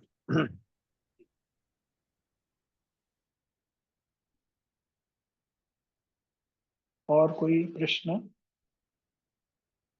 जी प्रभु, कौन है? जी अ, आचार्य जी, हम बोल रहे थे। हाँ बोलिए योगेंद्र भाई। और बाकी जी लोग भी यादव हाथ जी, उठा कर रख प्रणाम। लें। हमारा कोई क्वेश्चन नहीं है, जानकारी लेनी थी कि प्रशांत जी से। हम ये जानना चाह रहे थे कि वर्धा आ रहे हैं क्या, कंफर्म है तो? क्योंकि हमारा कोई एक सवाल नहीं है, हमारा तो काफी सवाल है। मल्टीपल ऑर्गन पे चर्चा करनी थी, क्योंकि शरीर तो जी एक अंग से भी चला जाता है कई बार, और जी जी, हम काफी ऑर्गन के फेल्योर से भी जिंदा हैं। तो हम चाह जी रहे थे जी कि जी, बहुत वर्धा अच्छा। आ रहे हैं तो थोड़ा उनसे हम मिल लेते, तो हमें और लंबा समय मिल जाता आप लोगों के साथ रहने का। जी जी, वर्धा आने से क्या हो रहा है कि वर्धा आने में कोई बड़ी चीज नहीं है, अपने परिवार के साथ में बैठने में वर्धा आकर के अच्छी बात है ये तो। लेकिन यह है कि जयपुर में हमारे कुछ अपॉइंटमेंट फिक्स हैं, तो वो बहुत दिनों से हमारा वेट कर रहे हैं व्यक्तिगत समस्याएं को लेकर के। तो आजकल टेक्नोलॉजी का युग है, जैसे अभी आज जुड़े हैं, और हम वर्धा में भी आप ही के साथ हैं, आपके दिल में है, परिवार में है। तो जब आप आदेशित करेंगे तो हम तकनीकी का प्रयोग करके आपके साथ में जुड़ जाएंगे, जैसा आपका आदेश होगा। क्योंकि हम ये चाह रहे हैं कि दोनों काम भी होते रहें, वहाँ जो परेशान लोग हैं उनकी भी दूर हो जाए, और वर्धा में तो अपने सभी परिवार इकट्ठा हो ही रहा है। जी जी जी बहुत बहुत धन्यवाद प्रशांत जी। फिर नहीं तो हम दिल्ली में मिलेंगे आपसे, यही गुड़गांव रहता हूँ मैं। अच्छा, आ जाइए। मैं 1 से 10 तक शायद यहाँ आऊँगा, अगले 1 तारीख जी के आसपास, है ना? तो यहाँ ग्रेटर नोएडा जो सेंटर खुला है। जी जी जी, बहुत जी अच्छा रहेगा। जी जी जी जी, आ धन्यवाद। जाइए, स्वागत जी। बहुत बहुत। प्रोफेसर योगेंद्र भाई, आप पूरा डिटेल्स एड्रेस जो है ना ग्रेटर नोएडा का, वो मुझसे जी या संजय भैया से ले सकते हैं। जी, मैं आपसे कल सुबह कर लूंगा। हाँ कभी भी, अभी तो 1-2 दिन में जा रहे हैं। कब जा रहे हैं दादा आप जयपुर? ये संडे का बता रहे हैं संडे को, जाने का। हाँ संडे को मैं यहाँ से 5:30 बजे निकलूंगा, तो लगभग 10 बजे तक घर पहुंच जाऊंगा। मतलब कल तक हैं आप? हाँ जी, हाँ जी, कल मैं यहाँ हूँ। जी, एक्चुअली मैं निवेदन करूंगा कि इनसे 1-2 घंटे या कुछ दिनों से मिलने से फायदा नहीं होगा ज्यादा। इनके साथ महीनों और वर्षों इनके सानिध्य में रहना होगा, क्योंकि मैंने तो इनसे इनके साथ कम से कम 5 साल बिताया, तब भी मैं यह नहीं कह सकता हूँ कि मैंने इनकी विद्या सीखा है। क्योंकि इतना बड़ा भास्ट है ये आयुर्वेद जो इनका रिसर्च है। तो ये सिर्फ बुकिस जो BA MS के स्टूडेंट जो पढ़ते हैं ना, उससे कहीं बहुत आगे है इनका रिसर्च। तो इसीलिए आप अगर जितना आप जो भी हमारे भाई बहन सीखना चाहते हैं वो व्यक्तिगत आप संपर्क करें, और हम लोग इनकी क्लासेस चलाते रहे हैं, तो फिर से अलग से हम लोग एक क्लास शुरू कर सकते हैं। जी जी, जी, अभी बहुत हमारे बहुत गोपाल प्रसाद जी का हैंड रेज है, तो राजीव भाई का दोबारा कोई प्रश्न है? एक बार राजीव भाई प्लीज दोबारा। नहीं, मेरा तो ये था कि ये जो ड्राइव है, I just want to make it global. और उसके लिए मेरा ये था कि हम लोग क्या, जो ये कांजी वगैरह जो इसकी बनती हैं, जो असाध्य रोगों को क्योर कर सकती हैं, कि हम अपने आप से बना के, can we make some kind of drive और मेरे पापा उत्तर प्रदेश से जुड़े हुए हैं, वो अपर जिला कृषि अधिकारी भी रहे हैं। तो हम लोगों को एक ड्राइव के थ्रू ये सिखाना चाहते हैं कि कांजी बनाना, इसका फर्मेंटेड, आई थिंक उसका विशेष हेल्प रहती है असाध्य रोगों को क्योर करने के लिए। So can we have some kind of drive that can create awareness? वाह, क्या प्रश्न है, बहुत बढ़िया, आपने तो जड़ ही पकड़ ली। हाँ, ये तो एक तो B12 मिल जाएगा, एक कैल्शियम मिल जाएगा उसमें, और बाकी जी न्यूट्रिशन। जैसे आजकल हम कांजी तरह तरह की बना सकते हैं। क्या क्या बना सकते हैं? यदि इन्फेक्शन रिलेटेड कोई बीमारी से फाइट करना है और लंबे समय से चल रहा है, तो मूंग को हम डाल के कांजी बना सकते हैं। जैसे मूंग जी लिया, एक जी मुट्ठी मूंग ले लिया और उसमें 2 से 3 लीटर पानी में डाल दिया आपने, और उसमें राई जो होती है ना, अपना सरसों, जी पीली काली जो भी आपको जचती है, काली लेंगे तो और ज्यादा अच्छा है, नहीं तो मिक्स कर ले सकते हैं। उसको डाल दीजिए और काला नमक उसमें डाल के हिलाइए उसको 3 दिन तक, 4 दिन तक। तो जब वो मूंग के दाने गल जाएंगे तो इन्फेक्शन में काम करेंगे। अब जी हीमोग्लोबिन आपका कम आ रहा है और RBC कम आ रहे हैं, या बोन मेरो से रिलेटेड कोई प्रॉब्लम चल रही है, तो उनके लिए हमको क्या करना होगा? चुकंदर का प्रयोग कर सकते हैं। चुकंदर है, गाजर है, और आजकल जो चल रहा है, हाँ, चुकंदर गाजर में एक चुकंदर डाल लीजिए और कम से कम 2 से 3 लीटर, 2 से ढाई लीटर पानी में फिर से वही प्रक्रिया, और 2 चम्मच हम तिल का जो है, तिल नहीं, सॉरी, सरसों, काली सरसों को हम राई को डाल दें उसमें, और फिर अपने स्वाद के अनुसार उसमें काला नमक मिला दें, और जी उसको हम सुबह सुबह 3-4 दिन तक हिलाएंगे, मतलब दिन भर हिलाते रहिए, और चौथे या 5वें दिन आपकी कांजी तैयार। तो उसका जो पानी है, सुबह सुबह उठ के पियेंगे तो डाइजेस्टिव सिस्टम को ठीक करेगा, और खाना खाने के बाद पियेंगे तो खाने पे जो कंटेंट्स हैं, भारी खाना खा लिया है तो उसको पचाने में मदद करेगा, पेट में गैस्ट्रिक प्रॉब्लम्स को मदद करेगा। जिन लोगों के कैल्शियम एब्जॉर्प्शन नहीं होते हैं या बॉडी में एब्जॉर्प्शन की कमी आती है, गट हेल्थ को सुधारने में मदद करेगा। ऐसे हम विभिन्न प्रकार की, कई प्रकार की कांजियों का प्रयोग कर सकते हैं, बहुत सारी। अब किसी को जी लगता है कि नहीं साहब, मैं तो जिमिंग करता हूँ, तो ठीक, कोई बात नहीं, वो भी कर सकते हैं। और वो उड़द के दाल के वो बड़े बना करके उसमें डाल दीजिए, और फिर जी उसकी कांजी बना लीजिए। सिमिलर प्रिपोर्शन डालना होगा, और 4 दिन बाद वो कांजी तैयार। इसके जी आगे और जी बढ़ेंगे तो ऐसी कई प्रकार की हम डाल सकते हैं। अब जैसे किसी को पेट साफ नहीं होता है, कॉन्स्टिपेशन रहता है, तो उनके लिए गाजर इज बेटर देन अदर। जिनको केवल जुखाम जुखाम की परेशानी बनी रहती है, बाद जुखाम में क्या करना होगा आपको? जो गाजर का अंदर वाला वाइट पोर्शन है उसको कांजी बना लीजिए, ऊपर वाला पोर्शन हटा दीजिए, तो आपको जुखाम में काम कर जाएगा। ऐसे कई चीजें हैं। आप कुछ भी नहीं तो आपको नींबू के छिलके डाल दीजिए। ऐसी बहुत जी सारी वेस्ट से बेस्ट बना सकते हैं चीजों को, आपके घर के अंदर ही बैठकर, कहीं जाना आना नहीं, जी जी तो आपके हाथ में, थैंक यू आपकी थैंक यू रसोई, सब कुछ है जी। जी। मेरा ये क्वेश्चन था, तो रेसिपी तो हम आपसे ले ही लेंगे। मेरा ये था कि जी जी। कैन लाइक गति देनी है इसको हमें। तो I want to start drive in India as well in US. जैसे हमारे यहाँ मंदिर हो गए, यूएस में मंदिर हो गए, तो वहां पे मैं ड्राइव स्टार्ट करना शुरू करता हूँ कि इसके कितने जी, फायदे बहुत हैं। बढ़िया। और that will be immediate immediate हम लोग गति इसको दे सकते हैं। तो ये मैं आपसे अलग से संपर्क करूंगा, और उसमें मैंने कुछ डॉक्यूमेंटेशन भी किया है।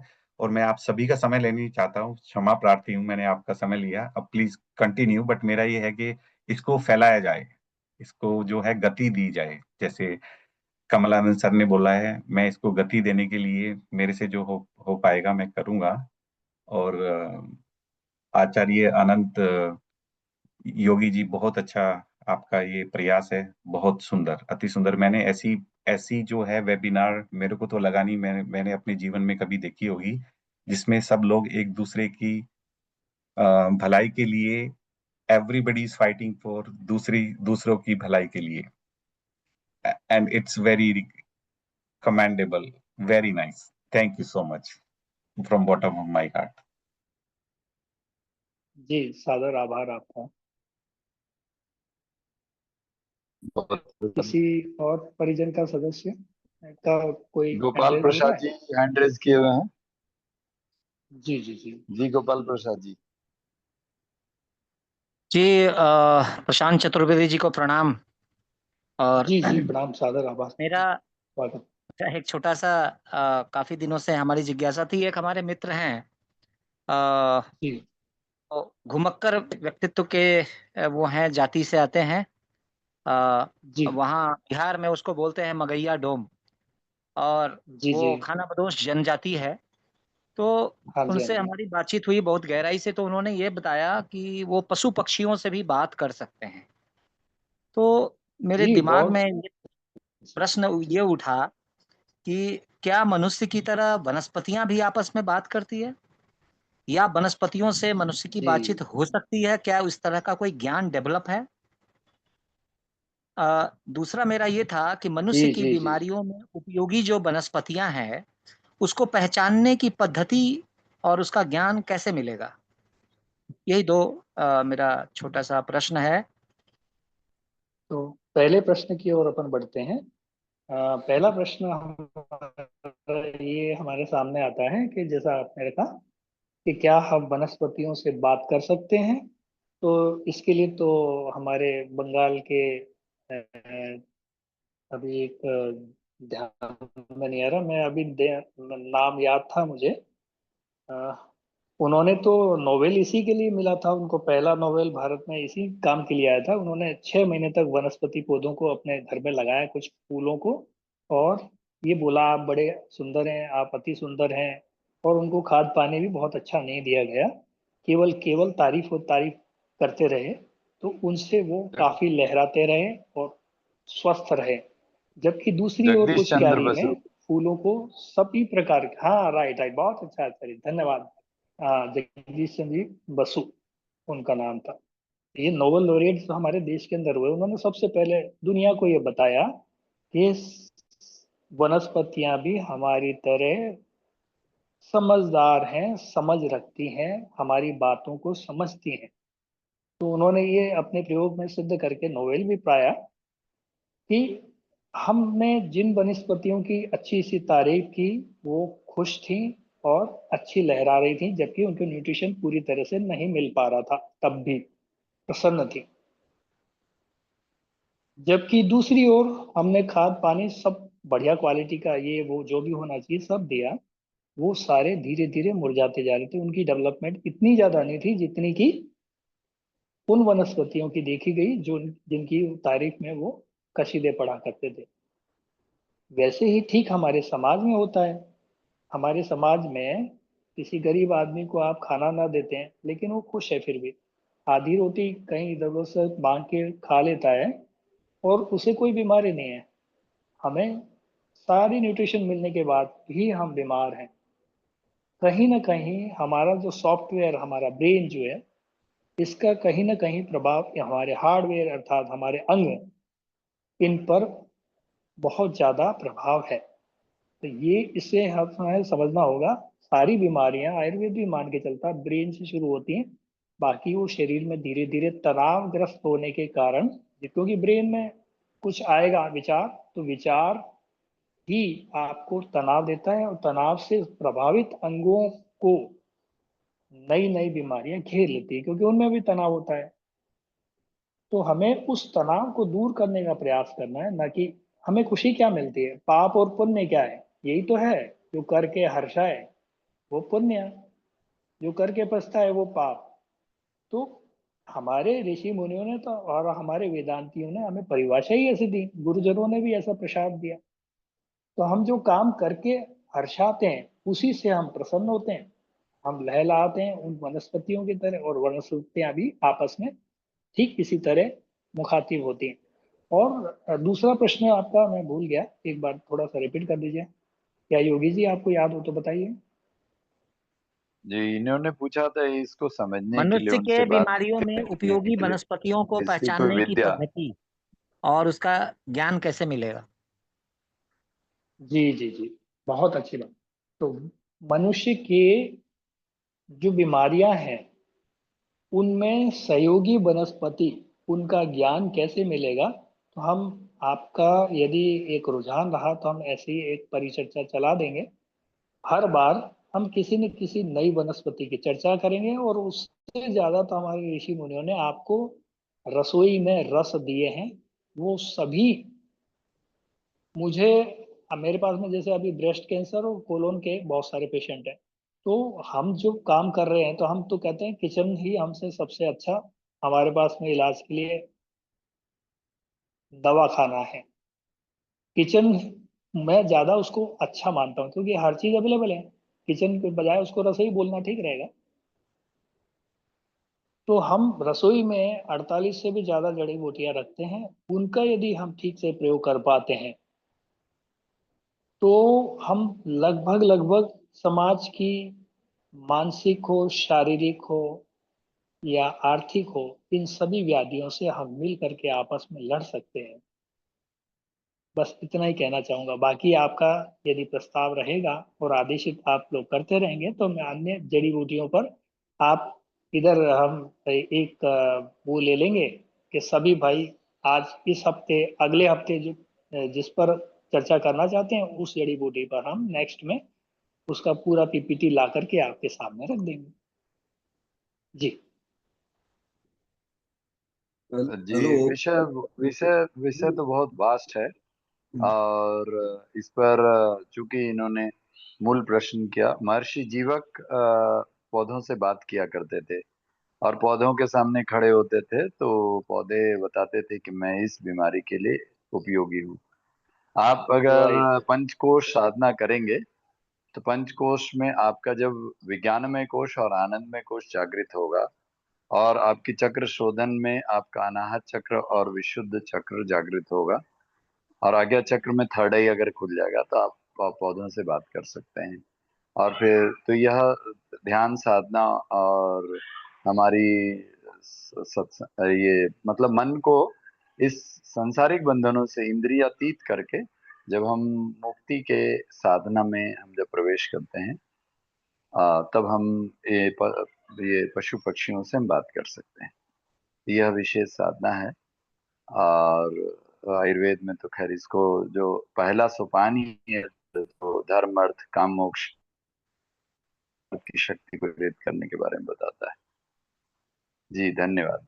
जी, मैंने अभी हमारे आचार्य जी, हाँ एक कुछ थोड़ा सा मैं बोलना चाह रहा था, माफी चाहूंगा देखिए, आपका। ऐसा है कि हमारे पास 1 मिनट, सिर्फ 3 मिनट बचे हैं। 1 मिनट दे, 1 मिनट भी नहीं और सर, हम एक आपके हाँ दस हाँ जी सेकंड के लिए बोल रहे जी हैं तो जी जी। सर तब जी तक नहीं, तब तक मैं एक क्वेश्चन बोल दूं कि जिनका कोई प्रश्न है वो हाथ उठा दें क्योंकि वह अंतिम प्रश्न होगा। प्रोफेसर योगेंद्र यादव जी के बाद कोई भी प्रश्न होगा वो अंतिम प्रश्न होगा। जी प्रोफेसर साहब बोलिए। जी जी आचार्य जी, बहुत बहुत धन्यवाद। प्रशांत जी के तो हम ऋणी हैं कि इतना गहरा ज्ञान, मतलब एक तरह से जीवन को जीने का एक साधन हमारे से जुड़ गए, और हमें अब उम्मीद बन गई है कि हमारे जीवन को संभालने के लिए हमारा कोई है अपना।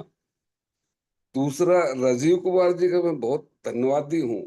एक बहुत बड़ी बात आज उन्होंने कही कि मैं बहुत खुश हूँ कि दुनिया में कुछ लोग ऐसे भी हैं और ऐसे अच्छे लोगों का ग्रुप जो दूसरों के भलाई के लिए सोचते हैं, उनको बहुत खुशी हुई। ये हमारा पद्म श्री से छोटा सम्मान नहीं है, हम इसको बहुत बड़ा सम्मान समझते हैं, और राजीव जी का मैं धन्यवाद करना चाहता हूँ दिल से। जी, थैंक यू। और मुझे उम्मीद है कि वो हमारे से सदा जुड़े रहेंगे। हम भी उनसे उतना ही प्रेम करते हैं और उनके साथ जुड़े रहना चाहते हैं। धन्यवाद जी। जी, धन्यवाद। और मैंने ये मैंने सभी की जानकारी के लिए जगदीश चंद्र बोस की पौधों की जो उन्होंने रिसर्च की थी वो पोस्ट कर दिया है, तो सभी देख लें इसको, देखिए कि हमारे वैज्ञानिक कितने अद्वितीय रहे। और ये तो कोई सोच भी नहीं सकता जो हमने करके दिखाया। जीरो की शुरुआत, जीरो का इन्वेंशन इंडिया से ही हुआ था। और we are the world leader and we will be the world leader one more time. That's we are starting विश्व गुरु की रणनीति। राजीव जी, समय निकाल के आप हमसे जुड़े रहिए। ये रेगुलर मीटिंग हमारी 7 बजे भी, वो 8:15 बजे हमारी रेगुलर चल रही है। करीब 2-3 दिन तो और चलेगी अभी। फिर जी वर्धा जाएंगे 15 तारीख को। जी तो जी हमारी रिक्वेस्ट है, स्पेशल रिक्वेस्ट, आप जुड़े रहेंगे तो हमें थोड़ा आज आपकी बातों से हमारा मनोबल बढ़ा है। जी जी एप्रिसिएशन इज मस्ट। अभी बता रहे थे जी प्रशांत जी कि जेसी बोस जी को जो अवार्ड मिला था वो पौधों की सिर्फ एप्रिसिएशन कर रहे थे, उनको कुछ भी नहीं दिया उन्होंने, फिर भी वो खिलखिला रहे थे। तो हम भी वही पौधे हैं, अगर हमारे को भी एप्रिसिएशन मिलती रहेगी तो हम भी खिलखिलाते रहेंगे बिना जल पानी के। जी। मैंने वो उनका रिसर्च था वो टेक्स्ट में लिख दिया है, आप देख लें। मैंने उसका पूरा एक्सर्ट निकाल के, समरी निकाल के इसमें भेज दिया है। तो देखिए कि हमारे लोग कितने अच्छे हुए हैं, और आप इसमें थोड़ा पढ़ें। और मेरा तो आपके साथ रहेगा ही। मैं तो अभी नेशनल ग्रिड में काम कर रहा हूँ, नेशनल ग्रिड और स्टैनली ब्लैक एंड डेकर में। तो मेरा जब भी मीटिंग नहीं होती, I just try to make sure कि मेरी मीटिंग में 12 बजे के बाद लूँ। और उनको कंसल्टेंसी जो होती है, मैं थोड़ा, तो मैं कोशिश करता हूँ कि अगर एक गांव का छोटा भी ग्रुप हो जिसमें गांव के छोटे लोग भी हो, मैं कोशिश करता हूँ कि मैं थोड़ी देर के लिए जुड़ूं, सबसे बातें करूं। ये मेरा लक्ष्य रहता है। Thank you so much. जी, बहुत अच्छा। मैं भी कुछ बहुत कहना बहुत चाह रहा हूँ। धन्यवाद। हमारा समय समाप्त हो गया है, क्योंकि हम एक मिनट, मैं भी कुछ कह दूँ, 45 1 मिनट। एक जी प्रश्न कौन? ये सबाजी का 1 कुछ मिनट मैं पढ़ योगी पा जी। रहा हूँ। जी जी, मैं पढ़ रहा जी हूँ। 1 मिनट। हाँ बताइए। हाँ जी योगी जी, बोलूं? हाँ हाँ, अरे आप आए हुए हैं, आपको तो हम अभी आमंत्रित ही कर रहे थे ये करने के लिए। हाँ बोलिए, आप तो आ ही चुके हैं। जी बोलिए प्रभु। नहीं, मैं ये कह रहा हूँ, आप सबके उत्साह को देखकर मुझे भी एक आशा बनी कि सचमुच ये वर्धा की मीटिंग अब क्या है, निश्चित रूप से एक सही दिशा की तरफ बढ़कर लोगों में जो निराशा है उसको आशा में बदलेगी। क्योंकि इतने शानदार लोग सहज जुड़ते जा रहे हैं, इस जोड़ने से नहीं जुड़ रहे। ये प्रकृति है आज कि हम सब एक साथ एक मंच पे आए, क्योंकि नहीं आएंगे तो मौत निश्चित है सबकी, आएंगे तो सब बचेंगे। अब मौत और मोक्ष में से हमको फैसला करना है कि हमको किस तरफ जाना है, और ये प्रकृति जोड़ रही बहुत है। बढ़िया। और मैं इसके लिए फिर से एक बार अभिषेक और संजय शर्मा, इन दो साथियों को बहुत बहुत दिल से इनको बधाई दूंगा, शुभकामनाएं दूंगा। और बस क्या कहूँ मैं दिल से कि इन्होंने बड़ा काम करवा लिया भगवान ने इनसे, कि इनको भी नहीं पता था कि इसका रिजल्ट क्या आएगा अभी। तो वो मैं देख रहा हूँ, अच्छा है। और सब जिस तरह के लोग जुड़ते जा रहे हैं और जिस उत्साह के साथ उनके अंदर से मतलब निकल रहा है, मतलब बोल नहीं रहे, वे बुल रहा है। एक होता है बोलना, एक होता है बुलना। तो बुल रहा है। सूर्य रोशनी देता नहीं है, वो तो होती है उससे, है ना। ये जो शहर से जो होता है ना, ये बड़ी बात है। और ये घट रहा है इस मीटिंग में, पता नहीं मतलब किस तरह के अलग अलग लोग आ रहे हैं अपना आपसे और जो भी। तो इसलिए सबको बहुत बहुत मतलब प्रेम भरा, उत्साहजनक बस शुभकामनाएं। और हम सब होंगे कामयाब आज के दिन, एक दिन नहीं, आज के दिन हम सब होंगे कामयाब। जय हिंद, जय जगत। वाह, बहुत बढ़िया। तो अच्छा हुआ सत्यप्रकाश भारत जी हमारे आ गए और उनका आशीर्वाद मिल गया। मैं तो लगातार और हूँ, लगातार हूँ। उनका उनका हाँ, वो तो हमेशा रहते हैं। और उनका जो उन्होंने हमें आमंत्रण भी दिया है वर्धा के लिए, तो कोई अभी भी अगर वर्धा आने का तैयारी नहीं किए हों तो उनसे निवेदन है कि वो कर लें और इसको जरूर, इस अवसर को पूरा करें, क्योंकि उन्होंने तो बहुत बड़ी बात बोल दिया कि मोक्ष या मौत।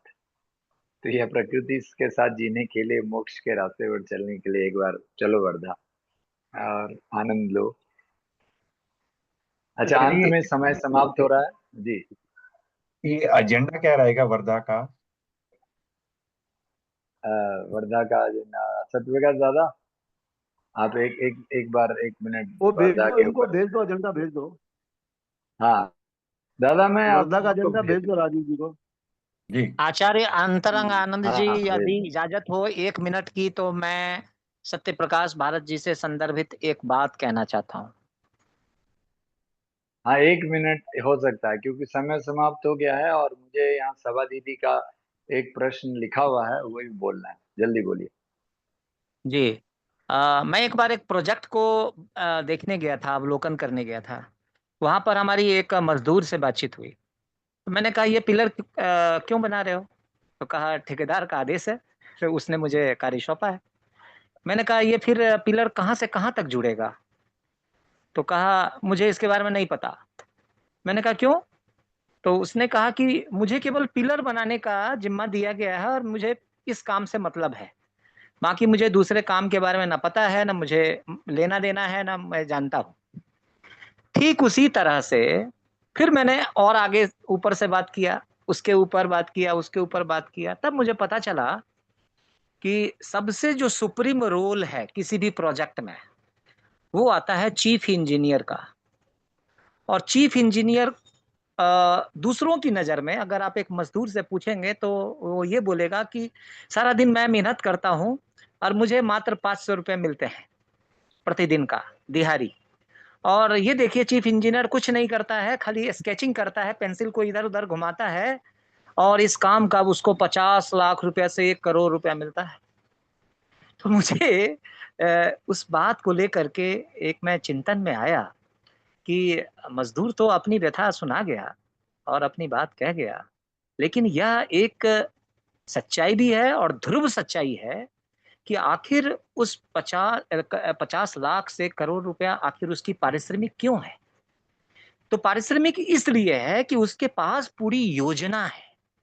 वो जानता है ये पिलर कहाँ से कहाँ तक बनेगा, इसमें कौन-सा मटेरियल यूज़ होगा, इसमें किस स्तर के कौन से लेवल के आदमी का उपयोग किया जाएगा, उसके श्रम का उपयोग होगा, उसके दिमाग का उपयोग होगा, उसका रूपांकन कैसे किया जाएगा, उसको मॉडिफ़ाई कैसे किया जाएगा, उसको अंतिम किस स्टेज में आना है, प्राथमिक कौन-सा स्टेज होगा, मजबूत कैसे होगा, क्वालिटी कैसे मेंटेन होगा। तो इन सारे चीज़ों का बहुत बारीकी से वो अध्ययन करने वाला जो शख्सियत है, उसका नाम है चीफ इंजीनियर। तो मुझे लगता है हमारा जो ये पड़ाव है और हमारा जो ये प्लेटफ़ॉर्म तैयार हो रहा है, हम लोगों का जो ये चिंतन शिविर है और उस चिंतन शिविर की तैयारी के लिए जो हम लोग डेली कसरत कर रहे हैं, एक्सरसाइज़ कर रहे हैं, आपस में संपर्क, समन्वय, संवाद, सहयोग और सहकार की भावना से काम कर रहे हैं। तो इसमें चीफ इंजीनियर हमारे सत्यप्रकाश भारत ही हैं, कृष्ण की भूमिका में। युद्ध कोई क्या लड़े, बात, मुझे कोई देना-देना क्या नहीं है। बात। कृष्ण की भूमिका में तो सत्यप्रकाश भारत ही मुझे नज़र आते हैं और उनका जो विशाल व्यक्तित्व है, उनकी जो सोच है, उनकी जो दूरदर्शिता है, उसको मैं सलाम करता हूँ। और उनके जैसा पैनापन, दूरदर्शिता और बेबाक टिप्पणी, इंटरफेरेंस, रूठ जाना, गुस्सा करना, हँसी करना, मज़ाक करना और अपनी बात कह देना। कभी-कभी उनका अंदाज़ होता है मसखरी के अंदाज़ में, कभी-कभी चिकोटी भी काट लेते हैं, कभी-कभी टाल भी देते हैं, कभी-कभी डायरेक्ट गिद्ध दृष्टि रखते हैं और तुरंत इंटरवेन करते हैं। ये जो अंदाज़ है, ये मुझे बहुत रेयरेस्ट देखने को मिलता है। मुझे लगता है कि आज के जीवन शैली में हमें इन सारे गुणों को आत्मसात करने की अपने जीवन में ज़रूरी है और उसकी आवश्यकता है। नहीं तो ये जीवन ही नीरस हो जाएगा। और बातों-बातों में कितने सटीक और कम शब्दों में उनकी टिप्पणियाँ, हम तो ये कहते हैं कि वास्तव में यूनिवर्सिटी के शोधार्थियों को आगे आने वाले समय में सत्यप्रकाश भारत जी के व्यक्तित्व और कृतित्व के ऊपर में और उनके विचार बिंदुओं के ऊपर में, उनके दृष्टिकोण के ऊपर में पीएचडी करना चाहिए।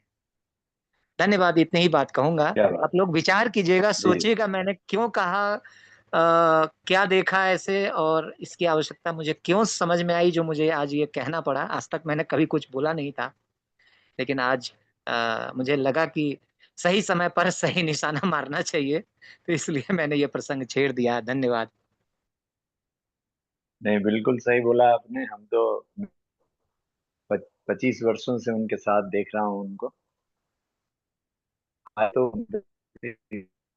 बहुत सारे लोगों के मार्गदर्शक रहे हैं, और कितने हजारों युवाओं को उन्होंने जीवन दिया है, एक दिशा दिया है।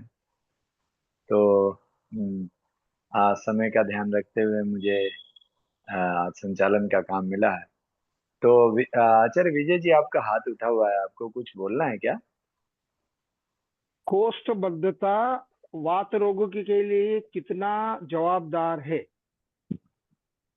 जी, एक्चुअली यहाँ जो सभा दीदी का जो प्रश्न है वह भी उसी पर है। सभा दीदी, आप बोलना चाहेंगे या मैं पढ़ दूं? वो है क्या सभा खान दीदी? बोलने का मौका दीजिए उपस्थित है, सबको। उपस्थित है। हाँ, सभा दीदी, हैंड आप रेज जरा एक बार अपनी अपनी प्रश्न को खुद ही बोलिए तो अच्छा रहेगा, आपका अंतिम प्रश्न होगा।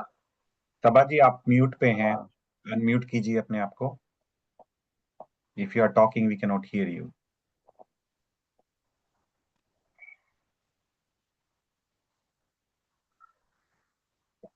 मेरे विचार से मैसेज का ही सॉल्यूशन बता दिया जाए, बोलने की तो आवश्यकता मुझे समझ में नहीं आती।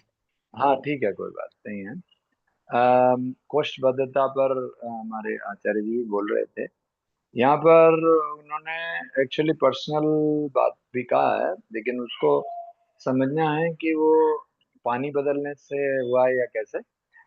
उन्होंने लिखा है, डॉक्टर किशन दादा, मैं पढ़ रहा हूँ कि मेरी सिस्टर को जी। कब्ज की बहुत शिकायत है, क्योंकि वो दिल्ली में पैदा हुई है।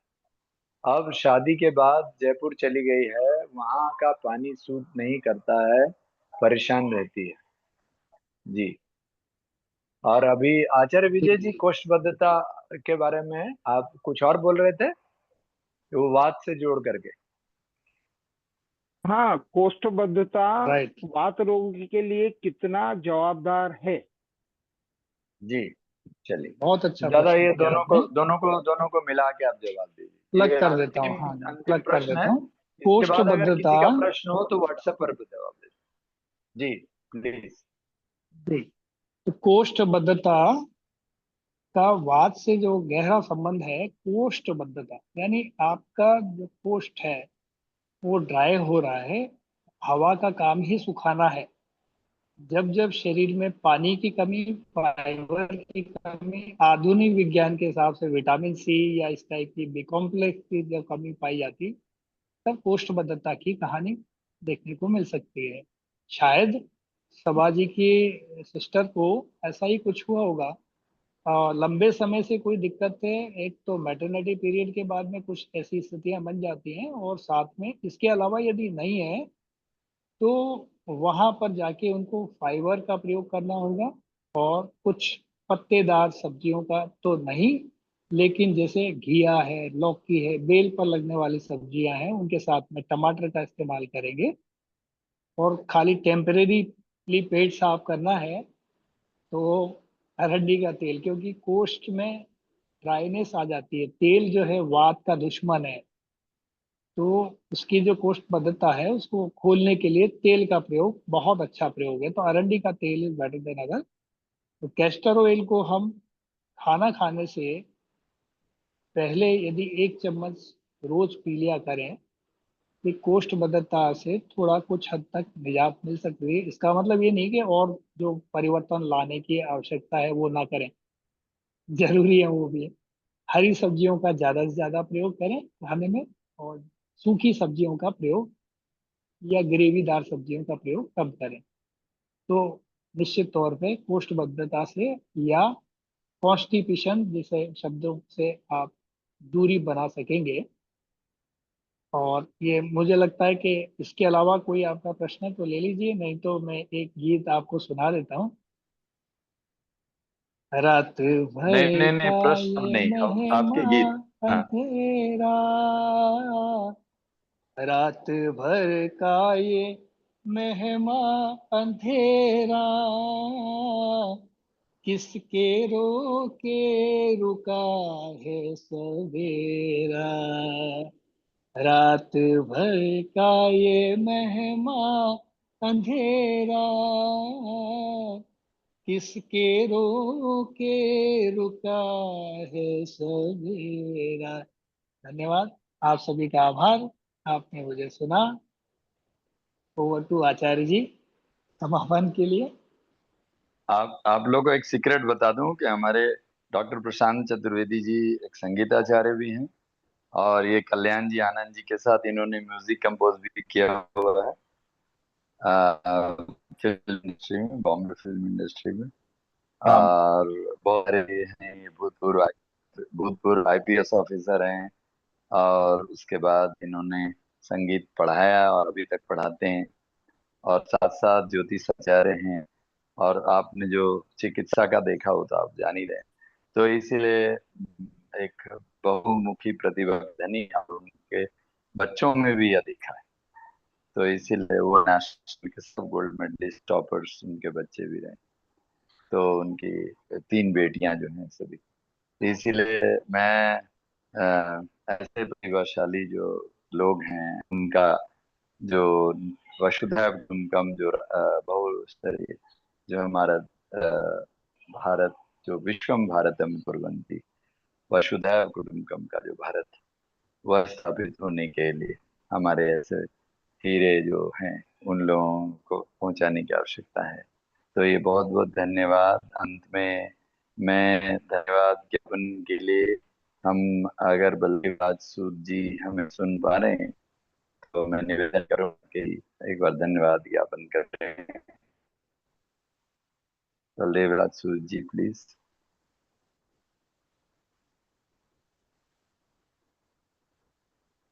सुन पा रहे हैं क्या?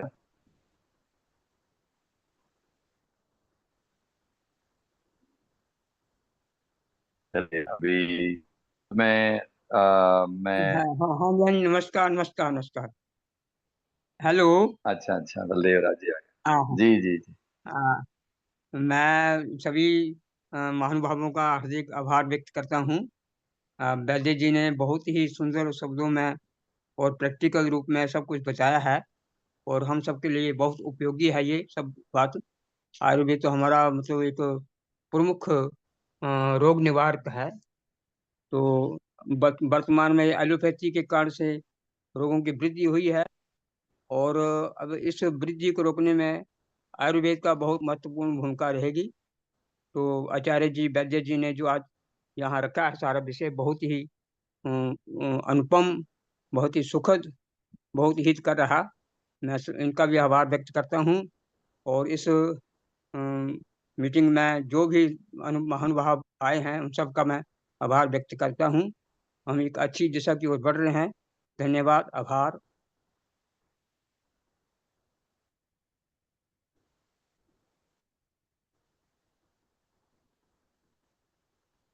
बहुत